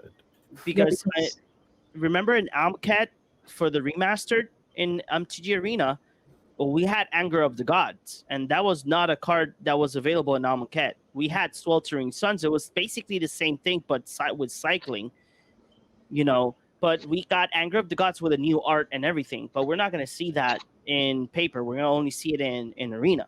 So, specifically. yeah. And So- Time Spiral isn't coming through to Arena. No. It's just a master set. Yeah, Time Pro is yeah. not coming in Arena. Also, it's going to be Chris- available in MTGO. Also, Chris, the thing about these remasters as they do in Arena, they pick and choose which cards to reintroduce into Arena, because you can't put a Smuggler's Copter back again. You're just gonna reban it. And also, it's a way to make you have to rebuy the packs and recraft them, because if you played in beta like I did and probably all of us did, we have these cards, but now we don't, and it's because they don't want you to it's Wizards being scummy. They want you to rebuy the Super packs. scummy. Yeah. Scummy is kind of an understatement, to be honest. So, okay, so going back, Modern Horizons 2 was announced. We're going back. Modern Horizon 1 was really good in terms of value, in terms of like cards that you would pull. It was fun for draft. I never got to play it in sealed, so I don't know how it was in sealed. How In much draft, is the Modern Horizons booster box going for right now? They're cheap. they're actually, really cheap. kinda- I think. They kind of dropped pretty Yeah. significantly. Al hetazo. And then now we're going back to Modern Horizons 2. But the biggest announcement that Wizard of the Coast did was enemy fetch lands are coming to Modern Horizon 2. All of them. So probably we're going to get them yet again in a showcase format. Again, Probably. Yep. probably. And like Yeah. mentioning it again, showcase format, because I don't know why Wizards wants these cards to tank more than they are right now. Right Harder. now, you can get a Scalding Tarn Expedition from Zendikar Rising for like $60. Yeah. Non-foil. And that's the Zendikar expedition. The normal one is even slightly cheaper. The normal, you mean the one from Modern, Oath? I guess modern, maybe. Oh, you mean the Modern Masters ones? There might be slightly cheaper. Slightly. Yeah, because at least the first expedition ones are Oh no, no, no. they're Through the still roof. impossible. Oh yeah, yeah. Through the roof expensive. Like I think Scalding Tarn is like for like 200, Oh yeah, I yeah. guess, or more. Yeah, That's the most expensive card because red, blue, a Mhm. great combination. Let's Yeah. buff up the price. So I know JP, when we were talking about this, he was like he wanted to talk about this. He's like, I need to be number one because I Yeah. got things to say. Wizard of the Coast has to listen to me. So JP, what you want to say? Okay. Having the fetch lands is a really bad thing. Not because the fetch lands are a bad thing, but because that's probably the entire driving factor of the entire set, and the set might my prediction of the set is that it's gonna flop as a proper set. Uh, Other than the fetch lands, there's nothing be gonna be worth of value. Like it's like, oh look, the fetch lands, and that's it. Mhm. And that's pretty much it's a big thing. Other than that, like I don't know what they're gonna do. Like it's just the fetch lands thing that really does bother me. But JP, the good thing is that we're gonna get cheaper fetch lands. Commander players can go crazy with their credit cards. Yep. Again. I would Again. enjoy more fetch lands, yes, And but again. more a better set would be like the more better cards, the more cards I could add to other commander decks, not just the fetch lands. No, yeah, I understand. But let me add something for this. When this is happening, guys, everybody that is watching us, when this happens, fetch lands are gonna drop when this set comes out. I am going to be one of the people that are gonna buy a case because I really, really do want to have my personal play sets, and my commander cards, and then I'll resell the rest of the things because depending on what cards they print, right? But for everybody that's trying to like find a financial point in Magic where you can buy these cards that in a point of view they're gonna go back to their normal prices, because we all know that when Horizon 2 passes, we're not seeing fetch lands for a long while. We all know that. So everybody that's watching, there's a good financial point for all of you. When Horizons 2 comes out, check out if the other fetch lands from other sets are cheaper. Buy your play sets, keep it in the binder. Do not touch that binder until, I don't know, just keep him, because really, there's nothing else you can do. You know, and whenever you feel the need that you have to sell the cards, go ahead and do it. Fetch lands are cards that sell like hot potatoes. I remember when I pulled the full art Zendikar Expedition, the Scalding Tarn, it didn't last a day. Somebody said, "Hey, look, it's for $115. He's $5 cheaper." Tarjetazo, and it was gone. Send it the next day. So now, Orengo, what you think about this? Horizon 2 fetch lands again? I didn't think I was gonna be the most I thought I was gonna be the most pessimist, but JP beat me to it. I didn't consider the fact that the set could just be bad and they're just banking on the fetch lands to save it. That could be a possibility. Like, although the first set at face value, I didn't see it was good. Like I was like, Ren and Sick is good, and Urza I love, and then I bought a box because I wanted to pull Urza, and Scoop and me didn't pull Urza, so I had to buy Urza like literally the same day because I was freaking out that I didn't get my Urza. Um, but I didn't see like further ahead because I'm not competitive, and in terms of like modern, I'm not competitive in modern at all. So I didn't see like beyond, and a lot of modern players did, and a lot of really good cards came out of this set that people really use in modern and legacy, like Ren and Six, Hogat that got banned, a couple of others.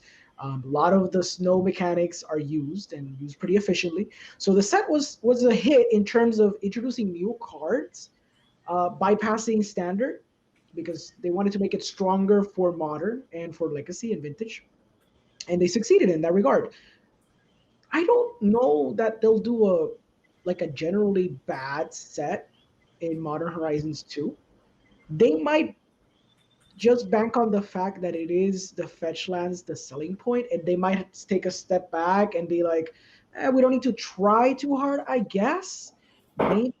But if I'm going with my theory that it's gonna be 2021 is gonna be modern year, they might push some boundaries here and there, to try to get modern to be like to get re-energized, like they wanted for Pioneer, and Pioneer succeeded in that regard, and Historic kind of succeeded too.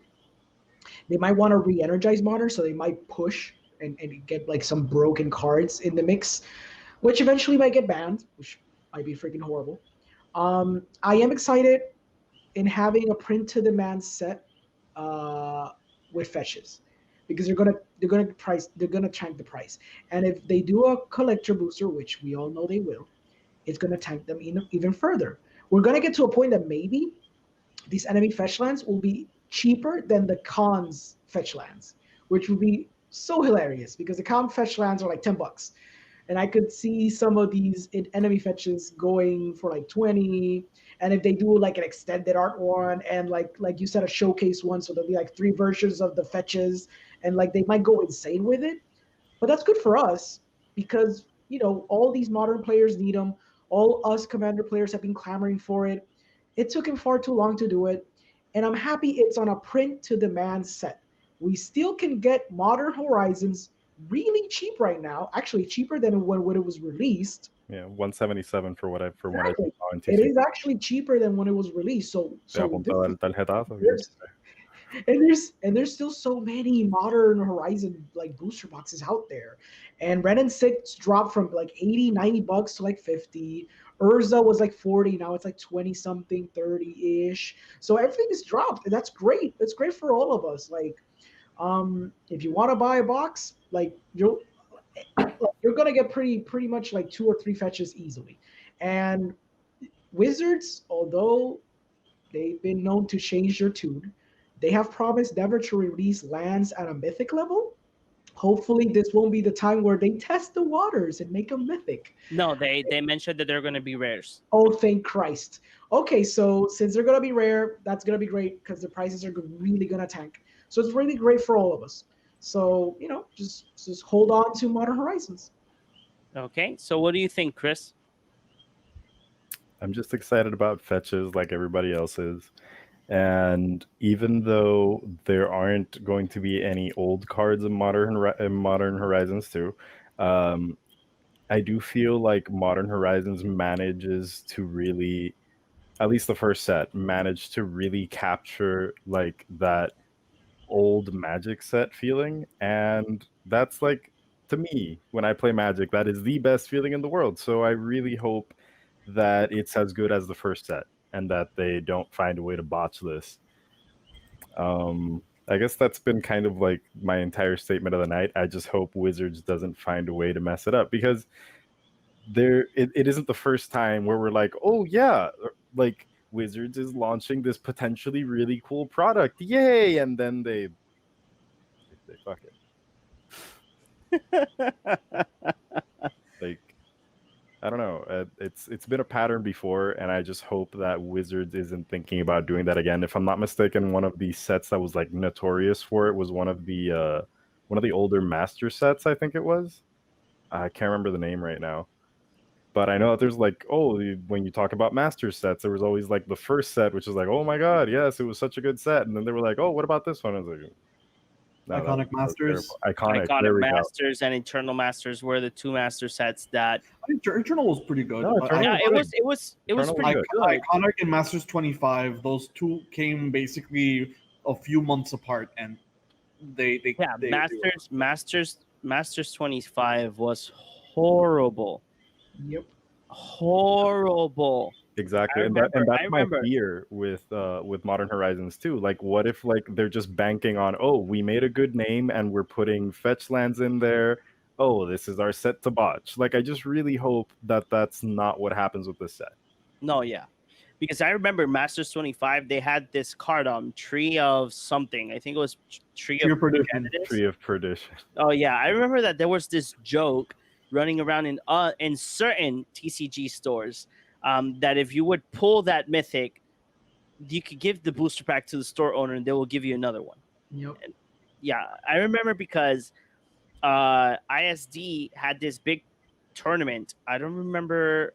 They had Magic. They had like a Dragon. I don't remember what was the main tournament, and they had Magic on the side. I bought a Masters 25 booster pack, and I got the friggin' tree. And I remember that I was like, I saw the store owner. I'm like, can I get another booster pack, please? um, and then I remember that me and a friend of mine, we were like, oh, let's invest in this set, and we did, and we did not make our money back at all, at all. Like it was horrible. Out of the 4 boxes, 1 box we could save, and it was because we got the Jace, and that was it. The rest of the boxes were horrible. Then the most popular one is Modern Masters 2017. We all know that that was like the not it was the master set. You had Liliana, you had Jace, you had Snapcaster Mage, Fetch Lands. I think Chalice of the Void was there as well. Karn, I think, was there. Yeah, like there was so much in that set. And the thing is that every box would either give you 5 fetches or more, because sometimes they were like broken boxes, and they would be like, hey, I pulled 6 fetches and an additional fetch, but it's foil. Yeah. I remember because one of the boxes that I bought of Modern Masters 2017, that happened to me. The foil was I don't remember what was I think it was an Arid Mesa, if I'm not mistaken. I sold it like really fast. But yeah, the Modern Horizons 2, I'm super investing wise. I really want to know what else is coming in. But in terms of like for me that I want the fetches, depending on what comes out, if good cards come that are playable for like modern and commander or whatnot, I will invest the whole case thing. If not, I'll just go ahead and buy all the fetches singles and just go to the hype and try to get the expeditions one, because again, the expeditions are really really cheap, guys. Right now, it's actually checking Polluted Delta. It's still in value, but if you want the onslaught version, that it's if you know there's a lot of MTG players that like old school cards. The onslaught one is like for $23. The one from Cons is going for 21, and then the expedition one is going for 27. So it's a very good margin that you can like go crazy if you want to, you know. So guys, this is the end of the final topic. Does anybody else want to add something before we say our goodbyes? The silence. I feel like I've talked enough. It's been a good one. It's been a good one. Those fetches. Chris Those got his fetches. webcam. Chris got his webcam. Hopefully next time he has his overlay. You know, Yeah. we're almost there. We're almost there. almost We're there. almost there. Actually, we did better this time. Like we have more organized stuff. Yeah. See, I told you the other one was 0.5. That's why this one is the official first episode. Exactly.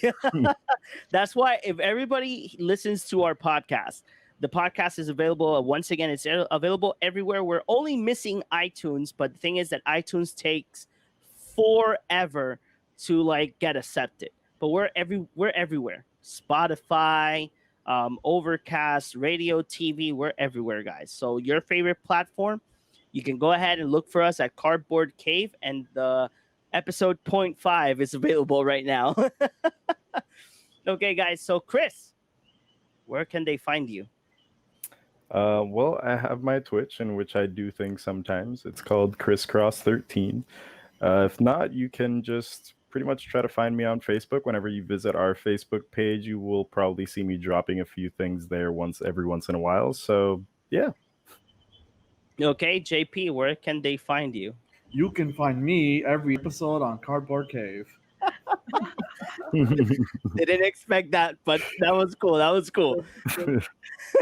Okay, Alejandro, where can they find you?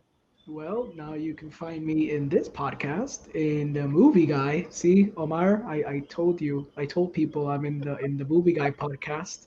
Or you can Google me because I'm a filmmaker and I'm an artist and I do things on the side.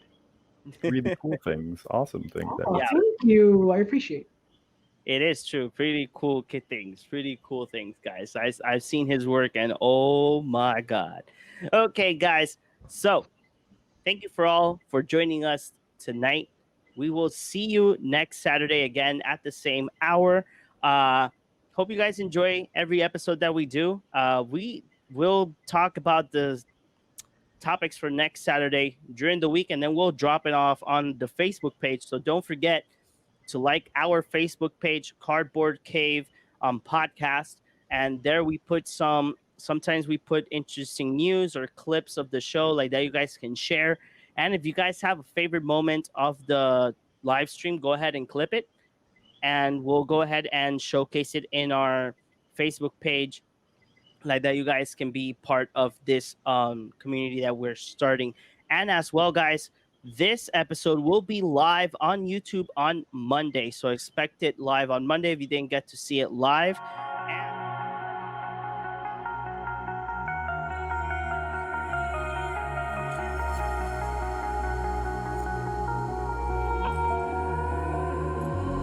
Over your skin, you can see it beat, intoxicating your energy. First time in so